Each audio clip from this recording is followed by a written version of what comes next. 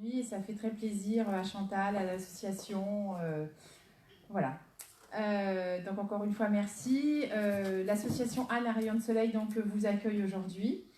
L'association, pour la présenter en 2 mots, est une association qui a été créée pour venir en aide aux enfants atteints de cancer, notamment un cancer pédiatrique bien particulier, la gliomatose cérébrale, qui n'est plus une maladie tellement elle est rare, c'est devenu une pathologie. Donc les seules actions que nous pouvons faire, nous, associations et familles concernées, parce que Anne était ma fille, c'est de venir en aide à la recherche. Donc sur le territoire national, il existe 3 associations. On a décidé d'unir nos forces. Donc il y a Anne à Rayon de Soleil, Mathis à Rayon de Soleil et Franck à Rayon de Soleil. Donc nous sommes complètement éclatés sur le territoire français.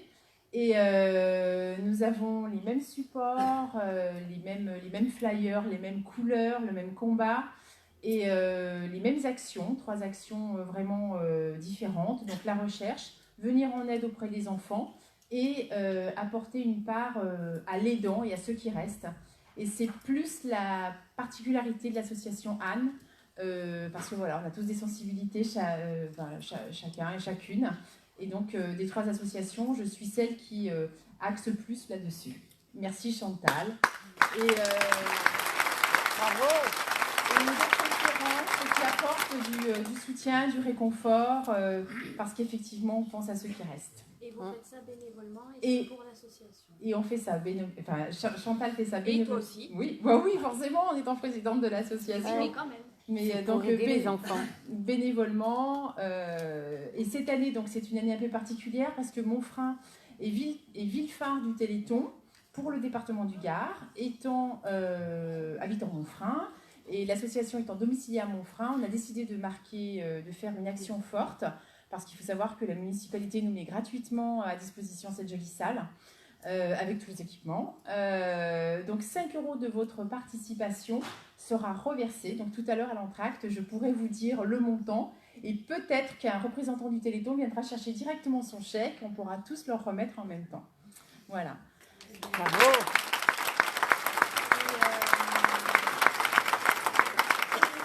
Dans les actions en cours de l'association Anne, donc il y a le Téléthon bien évidemment, et on aide aussi Madagascar, parce que Anne avait souhaité particulièrement que les enfants malades de Madagascar du cancer puissent être aidés. Et là, actuellement, j'ai un petit garçon qui a besoin de chimio et j'ai reçu une demande, il leur faut quelques mille et quelques euros. Donc entre mon association puis d'autres, je sollicite aussi par exemple le club Rotary à côté, qu'ils essayent de m'aider et qu'on leur envoie rapidement ce montant. Donc tout ça, il fait évidemment au vu de certificat médical des enfants. Voilà, tout est contrôlé et on sait où on donne. Pour être maître et déplacé à Madagascar sur mes fonds propres pour ne pas impacter l'association et que ça continue. J'ai 2 petites annonces à faire. Nous avons parmi nous, et je suis très contente, Alain Carrère, qui est un écrivain qui habite à Avignon. Il présente au fond de la salle, il a quelques livres. Je ne voudrais pas dénaturer, l'objectif de son livre. Je vais simplement vous lire ce qu'il y a derrière. Ce sera beaucoup plus fidèle. Donc, ami lecteur, ce livre est un livre messager. Ouvre-le au hasard et laisse-toi guider par ton inspiration, pour que la profondeur de ton être puisse être remplie de toutes les merveilleuses vibrations qui t'habitent, et tu ne seras pas déçu. Que la lumière de l'amour soit toujours avec toi, et dans la paix, tu seras toujours. Voilà. Donc, il en est à disposition. Pour l'avoir lu 2 fois, il est bien. Voilà. Ensuite, je crois que j'ai une dame qui doit lever la main. Voilà.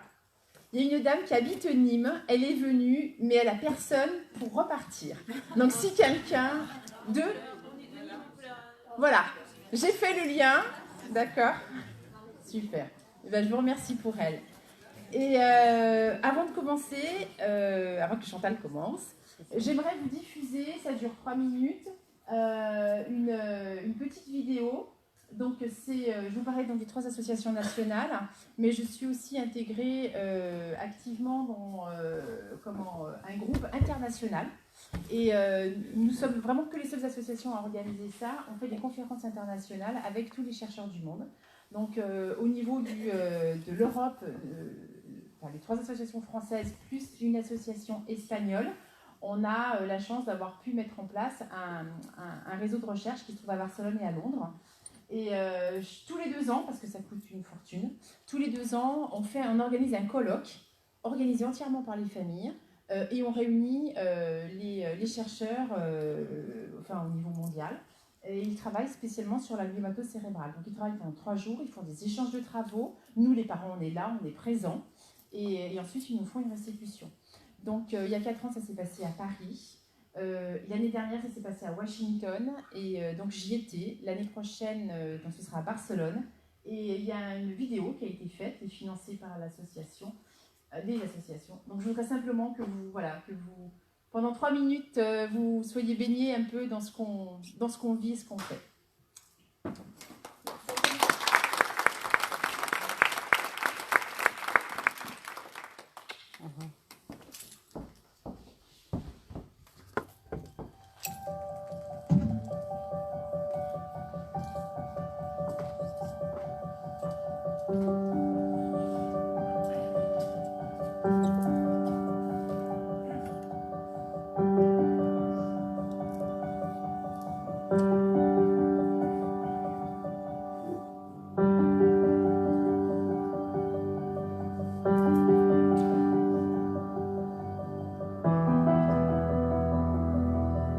This conference was really important to really understand the pathology of this rare but critically important disease, pneumatosis.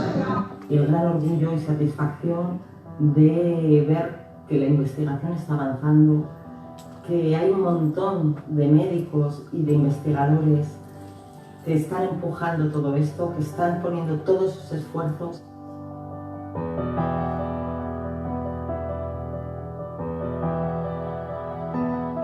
The fact that all these tumors share an MRI pattern and a clinical course, but not genetic mutations,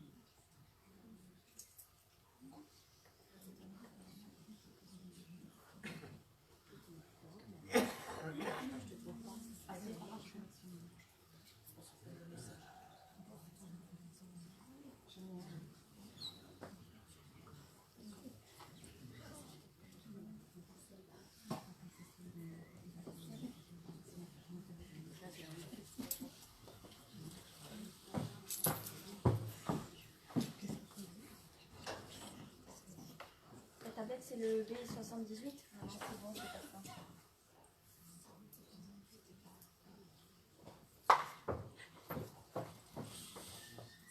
Non, c'est pas ma tête.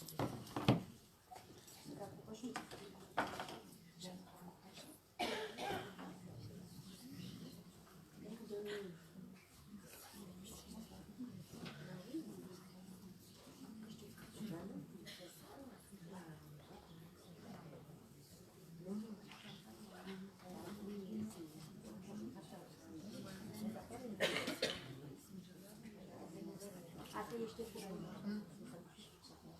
Ce programme vous est présenté en partenariat avec la Mutuelle Saint-Martin. Non, c'est pas ta vidéo, ça.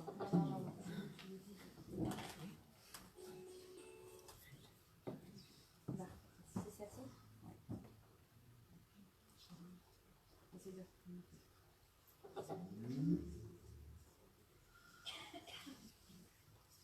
Tu sais où on était?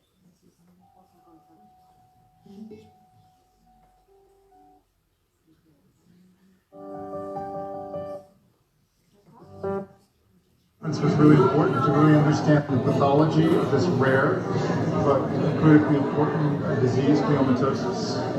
Y el gran orgullo y satisfacción de ver que la investigación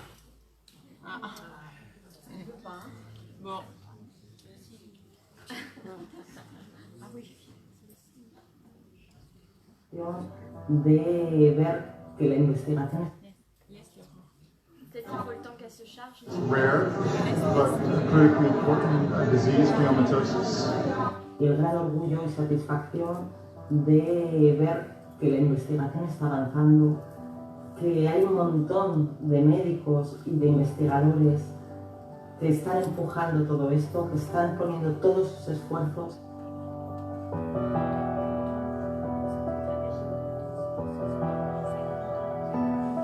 The fact that all these tumors share an MRI pattern and a clinical course, but not genetic mutations, speaks very, very strongly to the idea of how powerful a precision medicine approach would be for this specific tumor. The collaboration that came out of the conference was amazing. The information that was presented from the researchers on the work that's been done since the last conference, we really learned a lot more about gliomatosis cerebri. There's a way forward. It's going to take risks by families, and it's going to take a lot of new thinking by us as clinicians and researchers. I do think we can work together to make a real difference in this disease in the next few years. We have a great starting point by registry plan and collaboration plan, looking at samples more intensively and systematically. That's absolutely a promising, important first step, and I feel very encouraged. So the next steps for us at least is to make all this data available. So we've been working with a guy in Philadelphia who builds these beautiful web platforms. You can upload your data and everyone can access it. We have no ownership of this data. We're trying to do it for the community and for the science community first and foremost, but for the whole international community obviously is the point. We're going to keep working on a registry, international registry in North America and Europe. We're going to be working on collecting more cases to try to understand what makes this tumor so aggressive.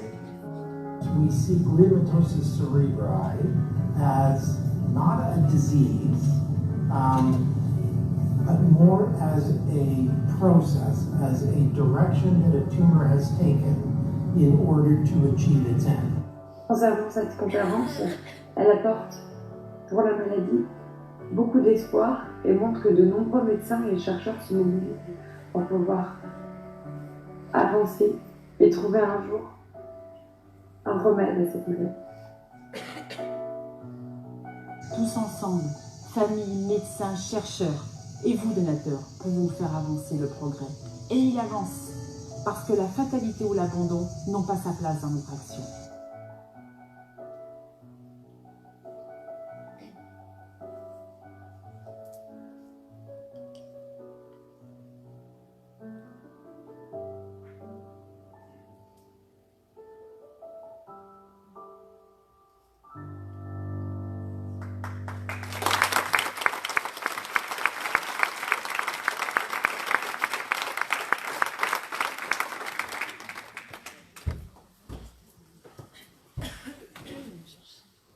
Le micro, c'est toi qui l'as. Il est en bas. De là. On n'en parle pas tu...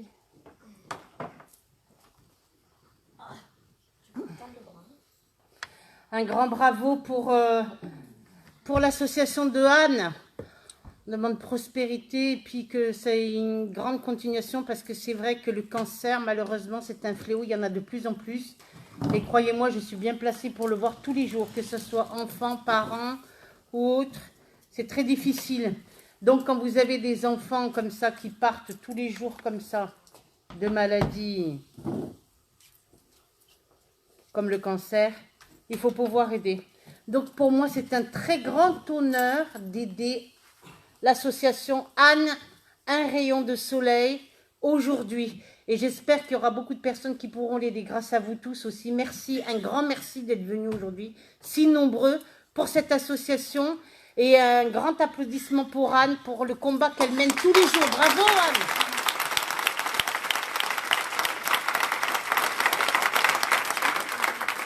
Bravo. Alors aujourd'hui, en parlant de signes, c'est ce que nous allons parler. Je vais parler des signes de l'au-delà et je vais parler de témoignages. Curieusement, c'est incroyable parce que je vais parler justement du saint patron du cancer. Je vais parler justement parce que mon papa est parti d'un cancer. J'ai eu des amis, une amie à moi qui est décédée d'un cancer. Elle en a eu à l'âge de 30 ans. Elle n'avait que 30 ans. Elle a laissé 3 enfants derrière elle. Et je me rappelle du couloir dans la région parisienne avec son mari qui hurlait, les 3 enfants qui couraient dans le couloir. Donc c'est des images qui frappent et ce sont des images qui marquent. Donc tous ensemble, essayez d'apporter ce qu'on appelle une solution, une bonne parole ou d'essayer de faire le meilleur de son vivant. Nous allons parler aujourd'hui des signes de l'au-delà. Nos aimés nous font des signes. Anne, t'en fais tous les jours. Oui. Combien d'entre nous qui avons perdu un être cher ne s'est pas retrouvé un jour à tomber, on va dire par hasard, sur une phrase, un panneau publicitaire, une photo, un article, une musique, une tasse, etc., où vous avez trouvé un prénom, nous renvoyant directement à notre cher disparu. Une phrase anodine qui n'évoquerait sûrement rien pour une autre personne, mais qui à nous veut dire beaucoup. Eh bien, cela nous a fait palpiter le cœur. Alors oui, c'est un signe comme il en existe beaucoup d'autres. J'aimerais tout d'abord parler à ceux et à celles qui attendent désespérément un signe de notre cher disparu. Que ce soit un parent, un enfant, un frère, une sœur, etc., etc. Ne soyez pas dans l'attente. N'essayez pas d'entendre, de voir ou de provoquer à tout prix, car cela bloque vos perceptions et votre propre ressenti. D'ailleurs, à ce propos, ça me fait beaucoup rire, parce que j'ai beaucoup de gens qui me disent « Mais j'aimerais le voir, j'aimerais tellement la voir. » Et quand ils les voient, ils se planquent sous la couette ou ils se planquent dans le... Et il n'y a plus personne qui veut regarder. Vous entendez au fond? Voilà, ils entendent très bien. Alors moi, ça me fait toujours rire, ça me fait toujours délirer, ça, parce que j'aimerais tellement le voir, j'aimerais tellement la voir, que quand vous les voyez ou quand vous les entendez, oh, qu'est-ce que c'est, j'ai peur et tout ça. Comme si nous avons peur de nos propres défunts. L'autre jour, j'ai eu une dame en pleine conférence qui était assise à peu près comme le monsieur, là, et qui me dit « Mais à fond, comment vous faites, vous, avec les morts ?» J'ai dit « Vous savez, les morts sont mes amis, puisque je vis avec depuis toujours, les vivants pas toujours. » Eh oui. Donc, voyez, alors n'ayez pas peur, essayez d'apprivoiser la mort, comme on le dit tous les jours si bien, hein, d'essayer non seulement de l'apprivoiser, de la laisser nous approcher et de ne pas avoir peur de nous approcher de nos chers défunts. Pratiquez ce que l'on appelle le lâcher-prise. Ne vous focalisez pas sur un signe éventuel que vous pourriez recevoir ou atteindre en disant « Fais-moi tomber ce tableau, fais-moi tomber ce tableau. Si tu pouvais me déplacer le meuble là, ou si tu pouvais me déplacer un truc. » Une fois, justement, j'étais avec une amie, donc dans la région parisienne, on était dans un petit resto chinois, on mangeait, elle et moi en face, et tout d'un coup, elle voit la tasse de thé qui était remplie dans la soucoupe, qui s'est déplacée comme ça, toute seule sur la table. Elle me fait « C'est quoi ça, Chantal ?» Je dis « Non, ça c'est ton grand-père qui veut te dire bois pas du thé, t'es trop nerveuse. » Elle me dit « Non mais arrête, c'est quoi ce truc-là » et tout ça. Elle se penche pour regarder si le pied de la table était scié ou s'il n'y avait pas une inclinaison qui avait fait que la tasse... Non, la table était bien droite. Donc, vous voyez, ils veulent des signes, mais quand ils ont les signes, ils ont peur, ils doutent, qu'est-ce que c'est pas normal, qu'est-ce qui est normal et qu'est-ce qui n'est pas normal aujourd'hui. C'est lorsque vous vous y attendrez le moins que vous aurez enfin un joli coucou de votre cher défunt. Et surtout, ne demandez pas de recevoir un signe en particulier. Fais-moi telle et telle chose. Ils n'aiment pas trop les défunts. Fais-moi tomber un livre, fais-moi tomber une photo. Sinon, vous vous focaliserez sur ce signe précis et ne verrez pas le véritable signe que l'on vous a fait. Je ne sais pas si vous avez vu le film Ghost, ça veut dire revenant, d'accord ? Quand il lui demande un signe et quand il lui fait avec justement le signe avec la pièce et qui fait monter le long de la pièce et tout, elle pleure, en même temps elle veut y croire, en même temps elle y croit pas parce qu'on est semi-rationnel, semi-irrationnel, on est coincé entre deux mondes et on sait plus qu'est-ce qui est bon ou qu'est-ce qui est vrai. On a toujours peur, plus ou moins, du monde de l'invisible. Sachez aussi que la grande souffrance, ceux qui malgré les années ne font pas toujours leur deuil, et croyez-moi, il y en a beaucoup, beaucoup de personnes en salle qui viennent me voir, et 40 ans après, 50 ans après, n'ont toujours pas fait le deuil de leur propre défunt, soit de leur mari, soit de leur femme, soit de leur propre enfant. C'est très triste pour moi. Et faire le deuil, je voudrais remédier là-dessus, c'est pas oublier que nous avons perdu quelqu'un, c'est accepter que la personne soit dans l'après-vie, et c'est simplement la vie après la vie, et cela, il faut bien le comprendre. Comme je disais à certaines personnes, heureusement, moi je crois, et quand je rencontre des personnes qui ne croient pas et qui ne savent pas, je me dis, mais mon Dieu, que ça doit être horrible d'être enfermé dans ce processus et de chercher tout de même une solution. Alors, si vous n'avancez pas, si votre colère, votre mal-être peut durer quelques années, que ce soit 4 ans, 5 ans ou plus, après est toujours aussi forte que le jour même date du décès de votre cher défunt, si votre cœur est prisonnier de toute cette douleur, si votre vie stagne et que rien ne bouge pour vous, sachez que votre défunt, il en est sûrement de même. Je voudrais parler aussi d'une amie que je pense beaucoup et qui m'a donné au cours d'une association comme ici une grande preuve de la vie après la vie, parce que j'ai dit, mon Dieu, quelle femme, qui a mis 11 années, 11 ans pour chercher, trouver la solution et pardonner au meurtrier de son propre seul et unique enfant, sa fille. Croyez-moi, 11 ans pour traduire, chercher, comprendre, évoluer dans toutes les religions, dans toutes les pathologies, évoluer spirituellement et accepter et pardonner au meurtrier de sa propre fille, moi je trouvais ça un exemple formidable. Je ne sais pas si tout le monde peut, mais ce n'est pas évident quand même. Plus votre cœur sera ensoleillé et lumineux, rechargé d'énergie, plus votre vie avancera, progressera. Plus votre chair étant disparue sera à côté de vous et sera plus libérée. Notre chagrin les retient et les empêche de monter dans la lumière. On leur envoie quand on pleure, sachez-le, beaucoup de grisailles. Et souvent les défunts qui nous aimaient ici sur cette terre, comment ne pourraient pas continuer à vous aimer, arriver de l'autre côté? C'est pas possible ça. Donc si on s'est aimé sur cette terre, on peut que s'aimer que dans l'au-delà et cela continue. Même dans la vie après la vie. Donc, accepter, les empêcher de monter par rapport à une colère ou une rancœur, les monter dans la lumière, de gravir ce qu'on appelle les fameux différents paliers, les différents niveaux vibratoires, c'est la vie après la vie, ne l'oublions pas, c'est-à-dire que vous les garderez un peu plus prisonniers.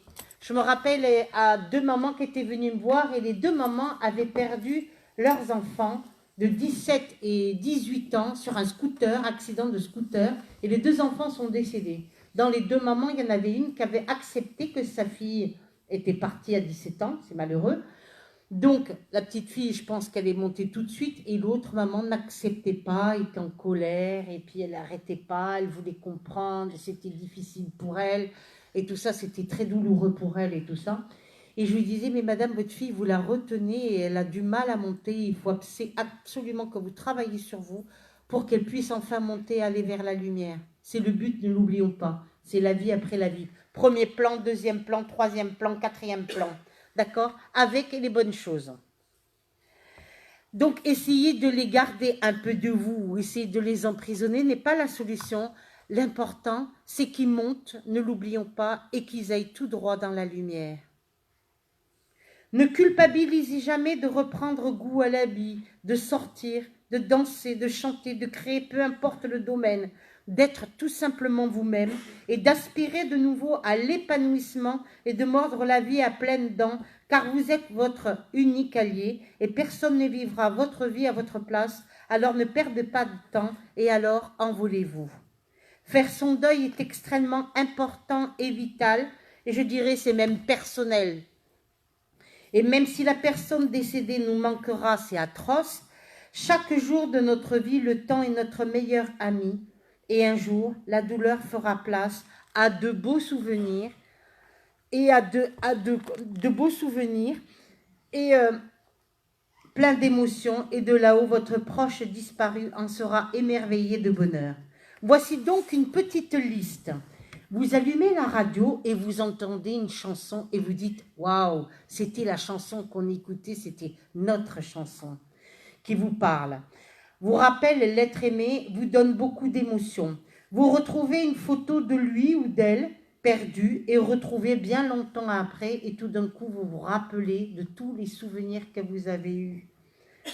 Des objets, des meubles qui bougent, des livres qui tombent, portes de placards qui s'ouvrent et qui se ferment, des ampoules qui claquent même si elles sont neuves, sans que personne n'y ait touché, les objets déplacés. Vous êtes certain d'avoir placé votre collier dans un coffre à bijoux, mais il est maintenant sur la commode.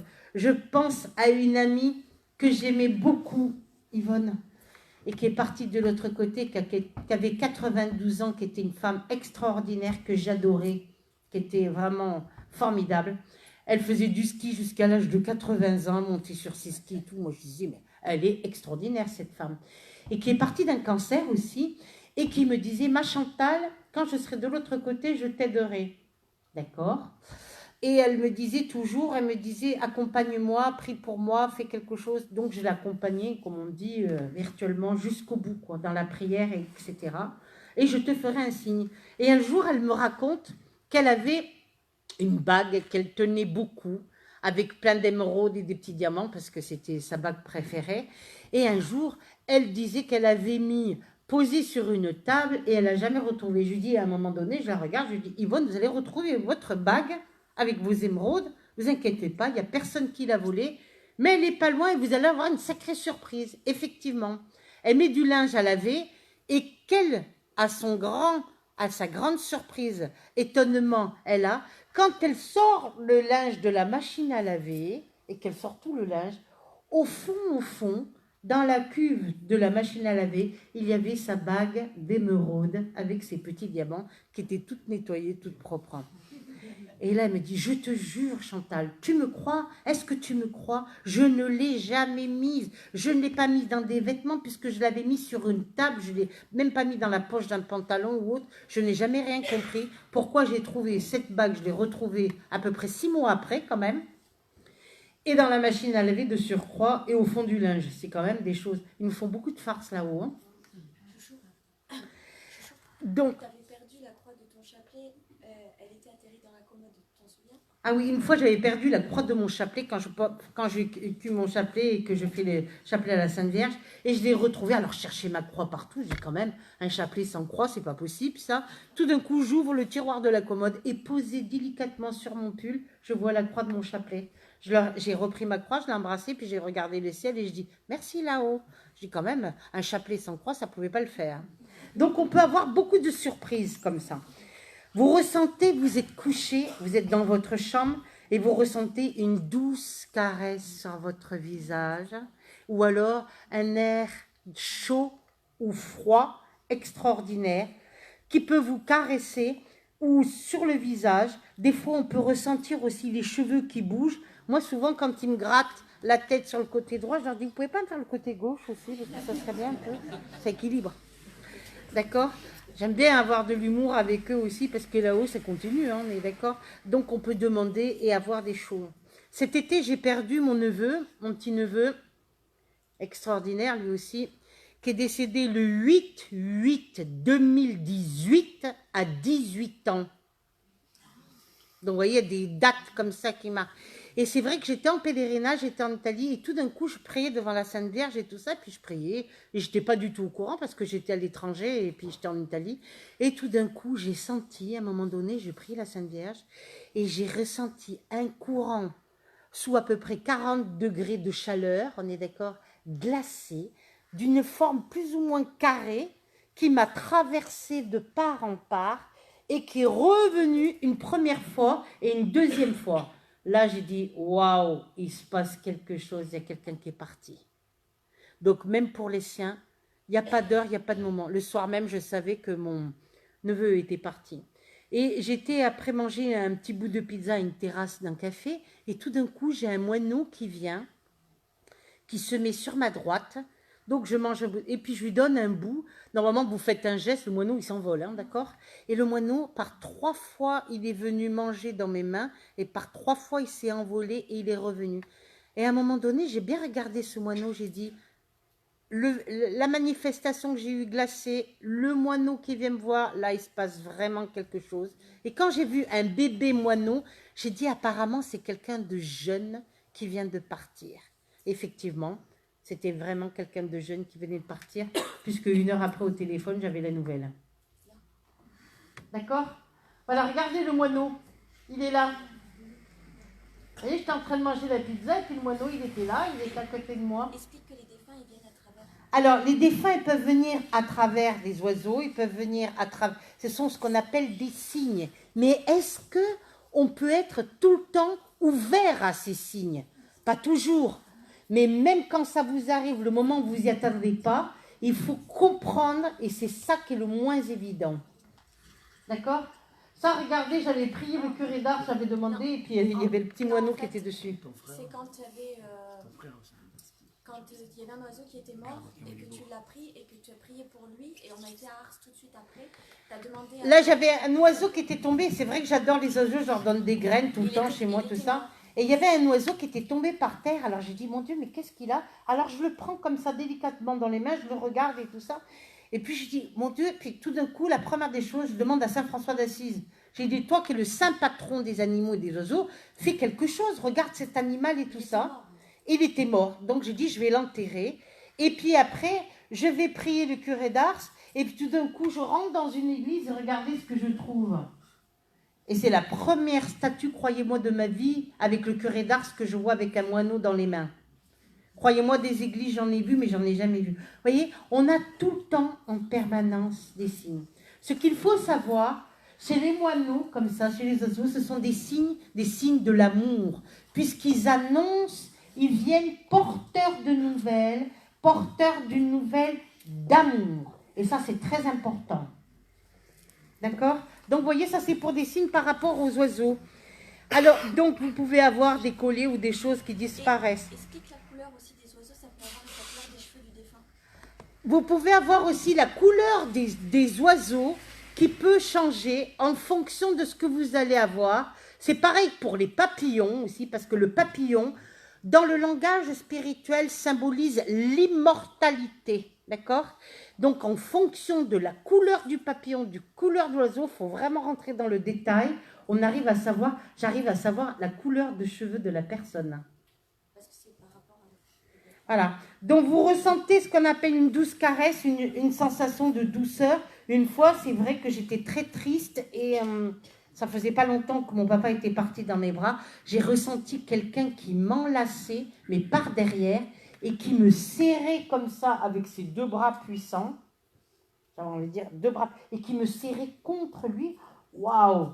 Presque à vous couper le souffle. Et là, vous vous dites, mais qu'est-ce qui se passe? C'est le rêve, c'est la réalité, on est dans le doute, tellement c'est magnifique. Donc, vous ressentez une douce caresse ou des sensations, on peut vous terrer dans les bras. Et on peut avoir aussi plein de manifestations. Moi, j'ai perdu ma chienne il y a à peu près 3 ans qui est décédée du cancer. Et croyez-moi, je l'ai accompagnée jusqu'au bout. Elle avait une tumeur dans la rate. On devait l'opérer. Et j'ai dit, écoutez, le chien, il a presque 14 ans, il faut le laisser tranquille. Là. Si jamais elle souffre, on va la laisser. Donc ça, c'était ma chienne. Ça s'appelait Gelat, ça veut dire la glace. Parce que mon chéri, il savait que j'adorais les glaces, donc je l'appelais la glace. Et elle aimait beaucoup les glaces. Donc j'ai perdu mon animal et c'était vraiment ma bête avec qui je faisais tout. J'allais me baigner, je faisais beaucoup de choses. Et il est vrai que quand on a un animal pendant 14 ou 15 ans, et même si vous avez un chat pendant 20 ans, on y est très attaché. Et c'était vraiment ma mascotte avec qui je faisais tout, je la faisais suivre partout. Donc je l'appelais ma jolie blonde. On me disait toujours, t'as une fille blonde? Je disais, oui, elle a 4 pattes et une queue. Ah bon, Chantal, t'as une fille blonde? J'ai dit, oui, je te promets, elle est... Alors je l'appelais ma jolie blonde. Là, vous la voyez encore, la photo. C'est toi, t'as voulu parler, maintenant t'expliques. Alors là, voilà, j'étais sur l'autoroute quand j'ai appris que pour ma chienne, il fallait la piquer parce qu'elle avait une tumeur qui était vraiment énorme et qu'elle ne pouvait plus. Elle s'était, il faut savoir, elle avait que la tête qui bougeait et le corps qui était entièrement paralysé et tout ça. Donc j'ai dit au vétérinaire, écoutez, ce que je veux, une seule chose, surtout, je ne veux plus qu'elle souffre. Je ne veux plus supporter qu'elle souffre, faites le nécessaire. Donc il la pique et puis entre-temps, j'ai dit, vous me la gardez au chaud, je vais revenir. Je devais partir sur Biarritz travailler et sur l'autoroute, il n'empêche que je pensais très fort à elle. Et puis je lui demande, je dis, ma fille, est-ce que tu peux me dire là-haut si tu es bien arrivée, avec qui tu es, qu'est-ce que tu fais? Et je continue à conduire. Et là, je fais un rêve. Là, c'était le soir même. Alors, le soir même, je rêve que je vois, vous savez, je ne sais pas si vous avez vu le film avec Fantomas, où il a une déesse et il descend comme ça. Alors, je vois une déesse, vous voyez, pas une déesse, une beauté. Je vois une déesse, la voiture qui descend, avec un monsieur qui conduisait devant. Apparemment, ce monsieur, c'était mon papa. Et qui descendait. Et tout d'un coup, je me retourne dans le rêve et qu'est-ce que je vois? Je vois ma chienne allongée sur la banquette arrière comme une princesse et qui remonte avec la déesse dans le ciel. Et là, je dis, merci papa, tu es venu la chercher. J'avais demandé à mon père de venir chercher ma chienne. Et là, comme je demandais, où es-tu? Qu'est-ce que tu fais? On devient folle, ça fait un vide. Hein. Alors là, j'étais sur la route et puis tout d'un coup, je vois une caravane qui me double. Et là, je me suis dit, là quand même, c'est trop. Là, je me dis, là, il est vraiment gonflé, le gars, de me doubler sur l'autoroute avec sa caravane. Elle était immatriculée italienne, on ne voit pas l'immatriculation. Et qu'est-ce que je me vois derrière? Regardez, la famille des Labradors au complet. Le papa, la maman et tout ça.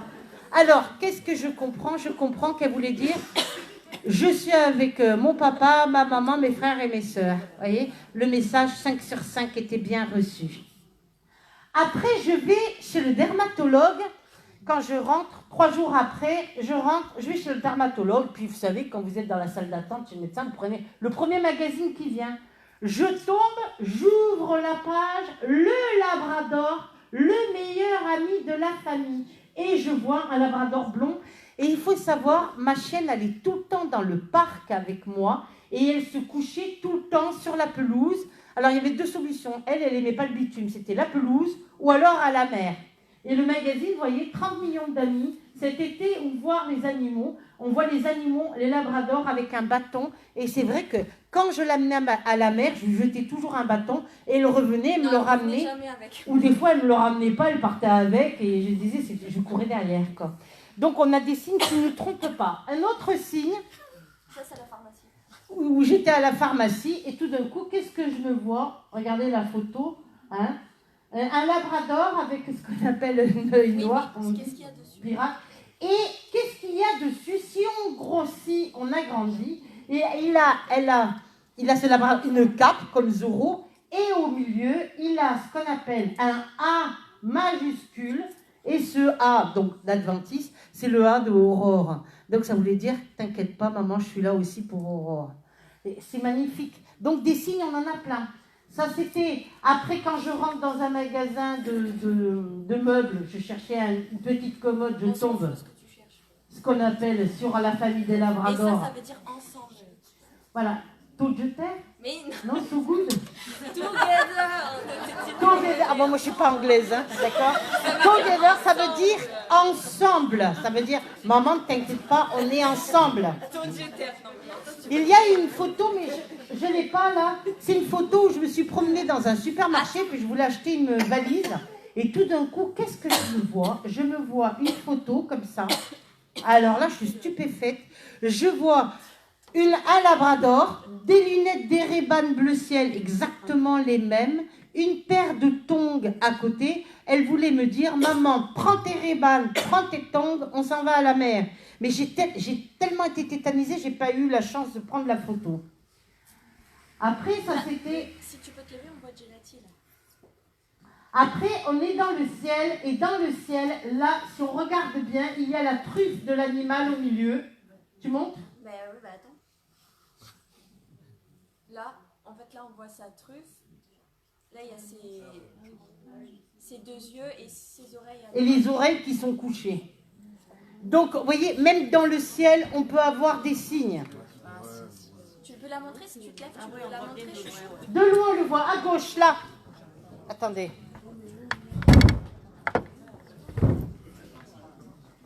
Là, ici, plus précisément, on voit la truffe ici. Non, un plus bas. Là, c'est son œil. On voit la truffe ici, l'œil. L'œil les là. Oreilles. Les oreilles, elles sont à droite. Non. Et l'œil. On voit bien ici. Donc, on voit quand même ce qu'on appelle, même dans le ciel, ils peuvent vous apparaître quand ils en ont envie. Croyez-moi. Après, il y en a d'autres encore. On va pas montrer toutes parce que... Ça, je l'ai enterré, enfin, les cendres, je les ai déposées. Alors ça, c'était dans la Côte d'Opale, j'étais dans le nord de la France. Côte d'Opale, c'est en haut, hein. C'est vraiment, vraiment en haut. Et je tombe sur une boutique, je dis, tiens, je vais acheter un souvenir. Et qu'est-ce que je ne me vois pas? Le set de table avec la famille des Labradors, Côte d'Opale. Elle voulait dire, maman, je suis avec toi à la mer, ici dans le nord. Là, je l'ai enterré à Ars-sur-Forment avec le curé d'Ars, parce qu'on allait tout le temps, il y avait un parc avec de la pelouse, comme elle aimait bien. Je jouais beaucoup avec elle et tout ça. Et donc, regardez, là, je la vois avec le curé d'Ars. Et ce qu'il faut savoir, c'est que quand je suis passée... Non, mais explique que quand on a déposé les cendres, on a déposé un papillon. Quand j'ai déposé les cendres, j'ai déposé un gros papillon sur l'arbre, au pied de l'arbre. Pourquoi l'arbre? Parce que c'est le ciel et la terre. Et quand on retourne, au retour, qu'est-ce qu'on voit? Donc on arrive, on voit ce qu'on appelle nos amis les animaux. Et au retour, quand je passe, il n'y avait plus le gros papillon en céramique que j'avais mis. Mais qu'est-ce que je trouve? Une broche en papillon. Et elle t'avait dit qu'elle te ferait un signe. Parce que j'avais demandé, est-ce que tu peux me faire un signe? Donc le papillon, ça symbolise l'immortalité. Mais le gros papillon en céramique, il s'était envolé, il n'était plus là. Dans le magasin, avec Gelati, le papillon et le curé d'Ars à côté. Voilà, dans le magasin, Gelati, avec ce qu'on appelle le papillon, qui voulait dire qu'elle était bien reçue, qu'elle jouait avec, et le curé d'Ars à côté. Ça veut dire qu'elle était bien avec eux. Tu vois, là. Après, je pars pareil, je me promène, qu'est-ce que je tombe? Je tombe sur un panneau avec marqué Gelati en gros. Vous voyez? Là, c'était vacances relax en Provence. Et c'est vrai que j'étais en vacances ce jour-là. Et là, on la voit en fait. Là, on la voit, c'était au tunnel de Lyon. On la voit, mais on voit la truffe au milieu. Attendez, je vais vous montrer, mais on ne voit pas très bien. De loin. Ici, il y a la truffe. Là, il y a les yeux. Et là, il y a l'oreille ici qui est là. Alors, sur le grand panneau, on ne voit pas bien, mais c'est vrai que quand vous roulez et que vous fixez un panneau et que vous voyez ce qu'on appelle l'image, vous vous dites, c'est pas possible, je perds la tête ou qu'est-ce qui m'arrive? Donc ça, c'était à l'entrée de tunnel pour revenir de Ars. Alors là, c'est un peu compliqué de le voir, mais c'était sur ton gâteau d'anniversaire. Et en fait, ça c'est en Italie, ça. Regardez, ça c'est... Partout, elle nous fait des signes, c'est ça qui est extraordinaire. Même un chien ou un chat peut vous faire des signes. Là, c'était sur ton cadeau d'anniversaire, elle est toute... Alors là, elle est vraiment, mais alors... alors là, attention, marche pas sur le micro. Attends. Ici, là. Là, ici. En plein centre, au milieu. Mais il faut bien regarder et il faut avoir l'œil. En plein dans le centre, au milieu. Sur mon gâteau d'anniversaire, même sur le gâteau avec la bougie. En fait, là, c'était une cascade. Là, c'était une cascade de l'eau, pareil. On voit la truffe avec les yeux, les oreilles courbées aussi. C'était la cascade. Bon, voilà. Donc, vous voyez, c'est à vous d'observer et de visualiser. Alors, un jour, j'arrive dans l'Est de la France et je donne une conférence. Il y a une dame comme ça qui me dit, tenez, Madame Lafont, j'ai un cadeau pour vous. Puis elle ne savait pas que j'avais un chien ni rien. J'ouvre le cadeau. Et tout, contente et tout ça. Puis je dis, bon, elle va vous faire, je sais pas, une bougie, un chocolat, je sais pas. Et qu'est-ce que je vois pas? Ce qu'il faut savoir, c'est que je pensais beaucoup. Et quand l'hiver, j'étais sur Lyon, Rhône-Alpes, Neigé, tout ça, je nettoyais toujours ses pattes. Et là, elle m'a offert ce qu'on appelle un bijou qui est une patte de chien avec les coussinets. C'est quand même des choses. 5 minutes auparavant, avant de rentrer dans la salle, j'avais demandé à ma chienne, si tu es là, proche de moi, fais-moi un signe, montre-moi ce que tu sais faire. La dame, elle m'offre le bijou. Elle aurait pu m'offrir une patte de chat ou autre chose, une patte de chien. Et pour moi, ça voulait dire, je te sers la patte, non seulement, mais en plus de ça, ça voulait dire, souviens-toi, rappelle-toi quand tu me nettoyais tous mes coussinets et tout ça. Et là aussi, elle apparaissait, après c'est la dernière, sur la maison de la voisine en face. On la voit, elle penche la tête sur la droite. Tu la vois ou pas, toi? Oui, sur le côté droit là-bas. Il faut bien regarder parce que... Là, il y a un œil. Là, il y a son œil. Là, il y a son deuxième. Là, il y a son oreille. En fait, elle penche la tête. C'est à vous de bien observer et de bien regarder. Même un animal, comme quoi, il peut vous donner des signes, même après la mort, et c'est ça qui est magnifique. Tu peux continuer maintenant que tu as parlé. Donc, vous voyez, même un chien, que ça soit sur la voiture, surtout, on peut avoir plein de choses. Vous ressentez tout simplement sa présence, où vous avez un signe, et vous êtes là, vous regardez, par exemple, vous regardez la maison, ou quand je regardais les cascades, et que vous voyez, ou dans le ciel, une tête de chien gigantesque qui ressemble à votre chien, c'est quand même extraordinaire, ça. Hein. Je me rappelle une fois en conférence, il y avait une dame comme ça qui avait pris une photo, et elle avait pris en photo une autre dame qui était devant, et dans la chevelure de la dame, incroyable mais vrai, elle avait son bichon qui était décédé, et quand j'ai dit, mais vous avez un chien là sur la photo, tout. Elle me dit, comment ça? Elle avait sur sa tête, la dame qui avait pris la photo, avait son chien qui était, la dame qui était devant, avait perdu un chien, et elle avait son chien qui était dans sa chevelure. C'était extraordinaire. C'était un bichon, vous voyez, tout blanc comme ça, avec la truffe noire et les yeux. C'était vraiment spectaculaire. Ils nous font vraiment des signes. Après, vous ressentez tout simplement une présence, ou alors vous ressentez ce qu'on appelle des frissons inattendus, sentiment d'une présence, et vous regardez ou vous essayez de comprendre, et vous vous dites, c'est pas possible, je rêve, qu'est-ce qui se passe? Une odeur qui arrive à votre petit nez, son parfum ou sa fleur préférée, une odeur de tabac si elle ou lui fumait. Les odeurs, c'est un signe très répandu. Une fois, je me rappelle, j'étais en train de faire ma vaisselle chez moi en Rhône-Alpes, et tout d'un coup, j'ai senti une odeur de cigarette, mais alors bien précise. Hein. C'était des Royal Mentholé. Ça, j'ai dit, ça c'est mon père. Alors j'ai dit, ça c'est papa, ça c'est pas possible. Et j'étais en train de frotter les assiettes, et quand je sentais une odeur de cigarette, je fume pas. Je fume plutôt de l'encens, moi. Donc, j'ai senti ce qu'on appelle Royal Mentholé. C'est une odeur bien précise. Tout d'un coup, je voulais tourner la tête, mais j'avais un petit peu peur quand même. Hein, parce que c'est vrai que je tourne, et tout d'un coup, je tourne la tête. Qu'est-ce que je vois pas? Mon père, avec une cigarette à la main, comme ça. Il n'avait pas au bec. Appuyé comme ça, sur le mur de la cuisine. Et il me disait, c'est bien chez toi, ça va, c'est bien chez toi. Je vous dis pas, j'ai fait tomber les assiettes et machin, je ne m'y attendais pas du tout. Et ça, c'était 3 mois après son décès. Donc, comme quoi, on peut avoir n'importe où, n'importe quand. Les bruits, les odeurs, les déplacements d'objets ou autres. Les rêves aussi. Les rêves. Et comment arriver en contact avec eux? Tout simplement par la TCI, la transcommunication instrumentale, par les rêves, par la médiumnité, exactement, par plein de choses. Vous inquiétez pas, quand ils veulent rentrer en contact avec vous, même un animal, il rentre en contact avec vous. C'est pas la peine de provoquer les choses.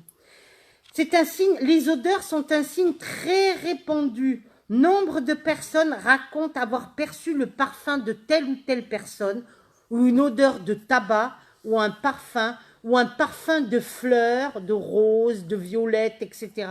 Le Padre Pio, c'est beaucoup la violette. Sainte Thérèse, c'était les roses. La Vierge aussi, souvent, se manifeste beaucoup avec des odeurs de rose. C'est une odeur bien spectaculaire. Alors que vous êtes dans une pièce, il n'y a aucune fleur, vous ressentez un parfum comme ça, c'est extraordinaire. Hein. Vous pouvez avoir aussi donc, des odeurs de fleurs, des odeurs de parfums, etc. Des odeurs de brûlés aussi. Les morts se manifestent encore très souvent par des odeurs de rose, de violette. Une lumière qui s'allume et qui s'éteint toute seule. des ampoules de la maison qui disjonctent régulièrement. J'avais un ami à moi, le frère d'une amie à moi qui est décédé, et le soir de son décès, j'étais dans une chambre d'hôtel dans la région parisienne. J'ai eu les plafonniers de droite et de gauche qui s'allumaient, qui s'éteignaient, qui s'allumaient, qui s'éteignaient. Je me suis levée, j'ai appuyé sur les interrupteurs, j'ai enlevé les ampoules, j'ai remis les ampoules, ça continue. Toute la nuit, ça s'allumait, ça s'éteignait. Et ça, j'ai dit, ça, je sais que c'est Richard. Alors, à moi-même, j'ai dit, Richard, c'est toi, ça continue de plus belle, s'allumer, ça s'éteignait, tout ça.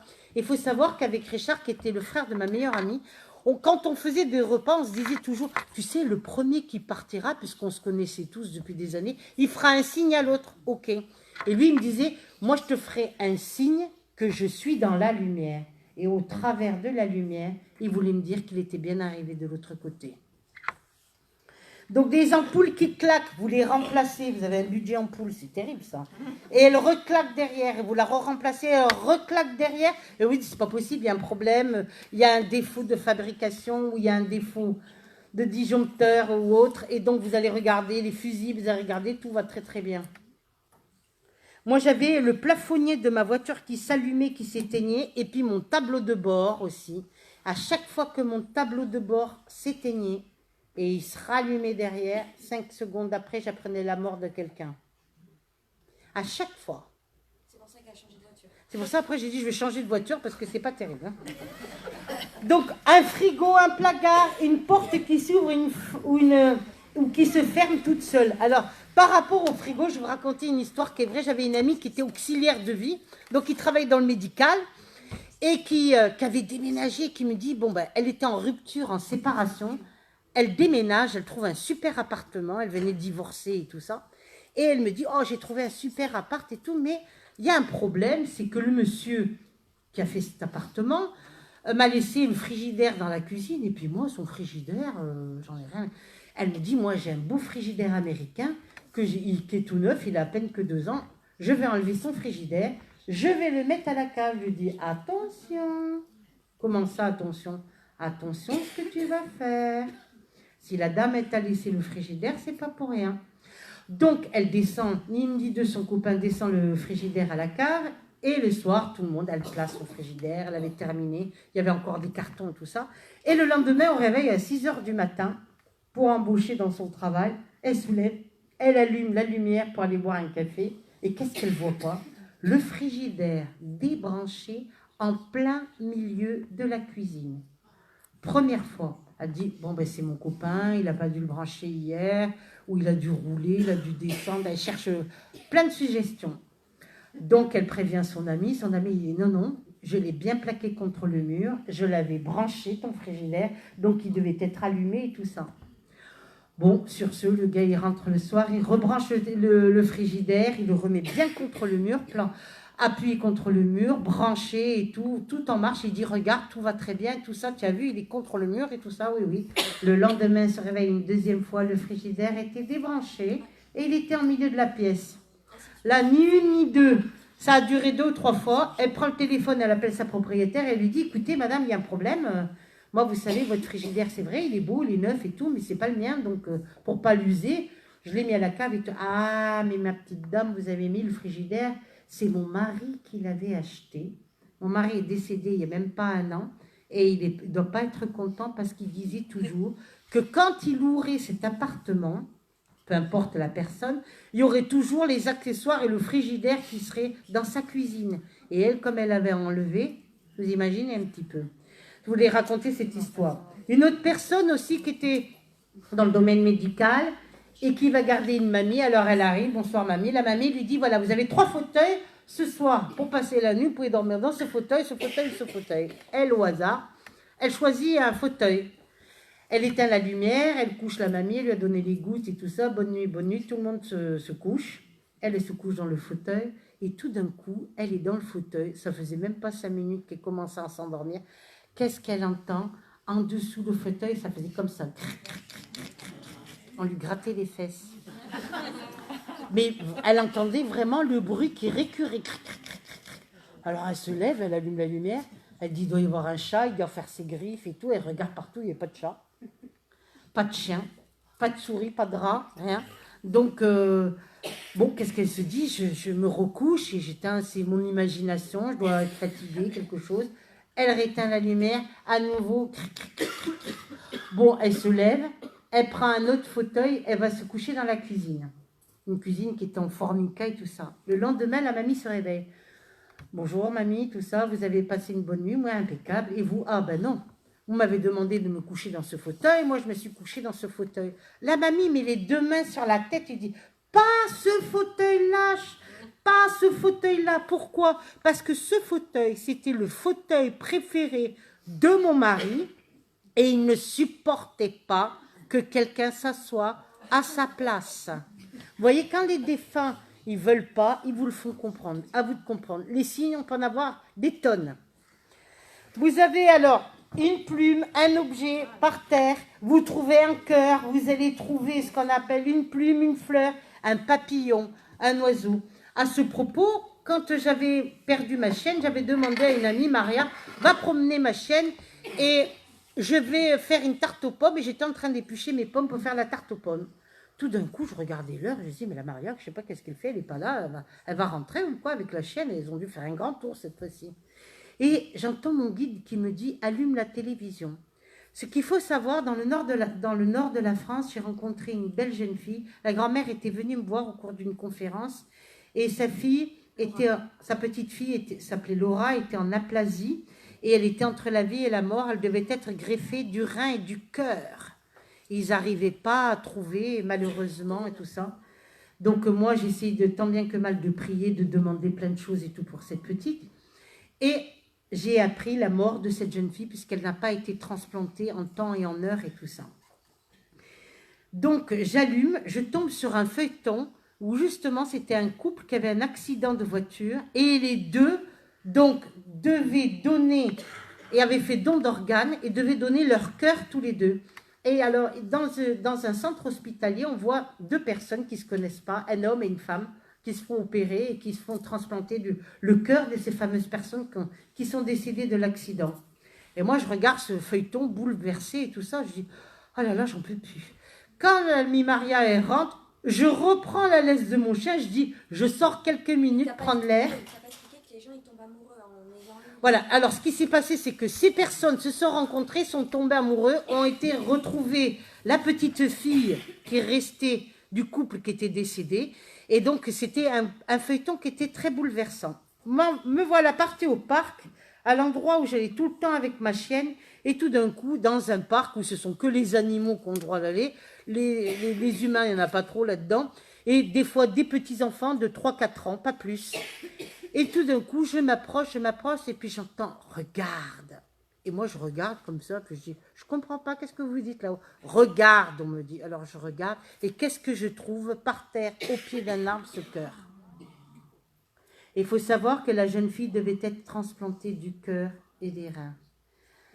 Alors, et des poumons. Et donc, qu'est-ce que je fais? Je vois ce cœur par terre au pied de l'arbre. Et puis moi, je me dis, mais qu'est-ce qu'il fait là, ce cœur-là et tout ça? Alors, je me penche et j'entends là-haut le guide qui me dit, prends-le, il est à toi. Je me penche. Alors, je n'étais pas fière. Je touche un petit peu comme ça. Et puis, tout d'un coup, je le prends et je le prends en photo tout de suite. Et puis, je vois ce cœur, puis je tape comme ça. Puis, je dis, oui, il est solide, il n'est pas... Et je prends le cœur, et au moment où je prends le cœur comme ça dans les bras, dans ma main, j'avais la sensation d'avoir un cœur de quelqu'un vivant qui battait dans mes mains. Je me suis dit, là, ça y est, je deviens complètement cinglée. Donc, on m'a dit, prends-le, il est à toi. Je rentre à la maison avec ma chienne, et j'avais le cœur dans la main.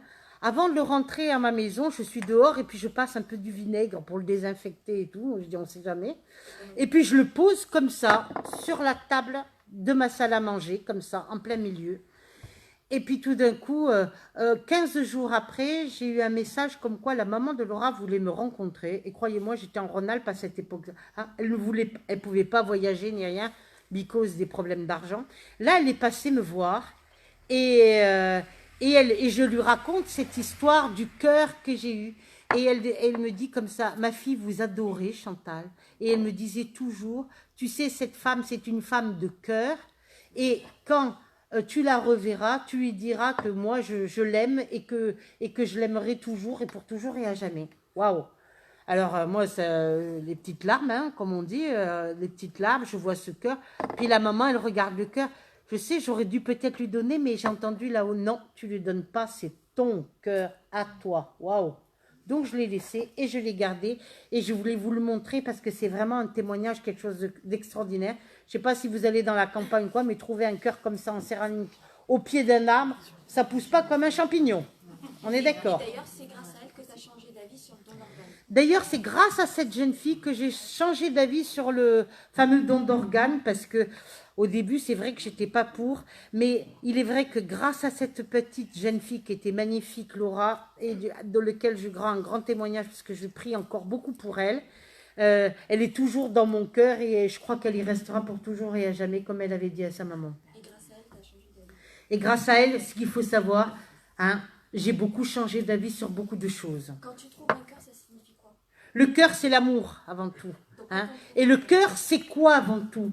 Ne l'oublions pas, dans la spiritualité, c'est le siège de l'âme. Donc, c'est un organe très important. Très bel organe. Donc, j'ai parlé du frigo, j'ai parlé du plume, j'ai parlé du cœur.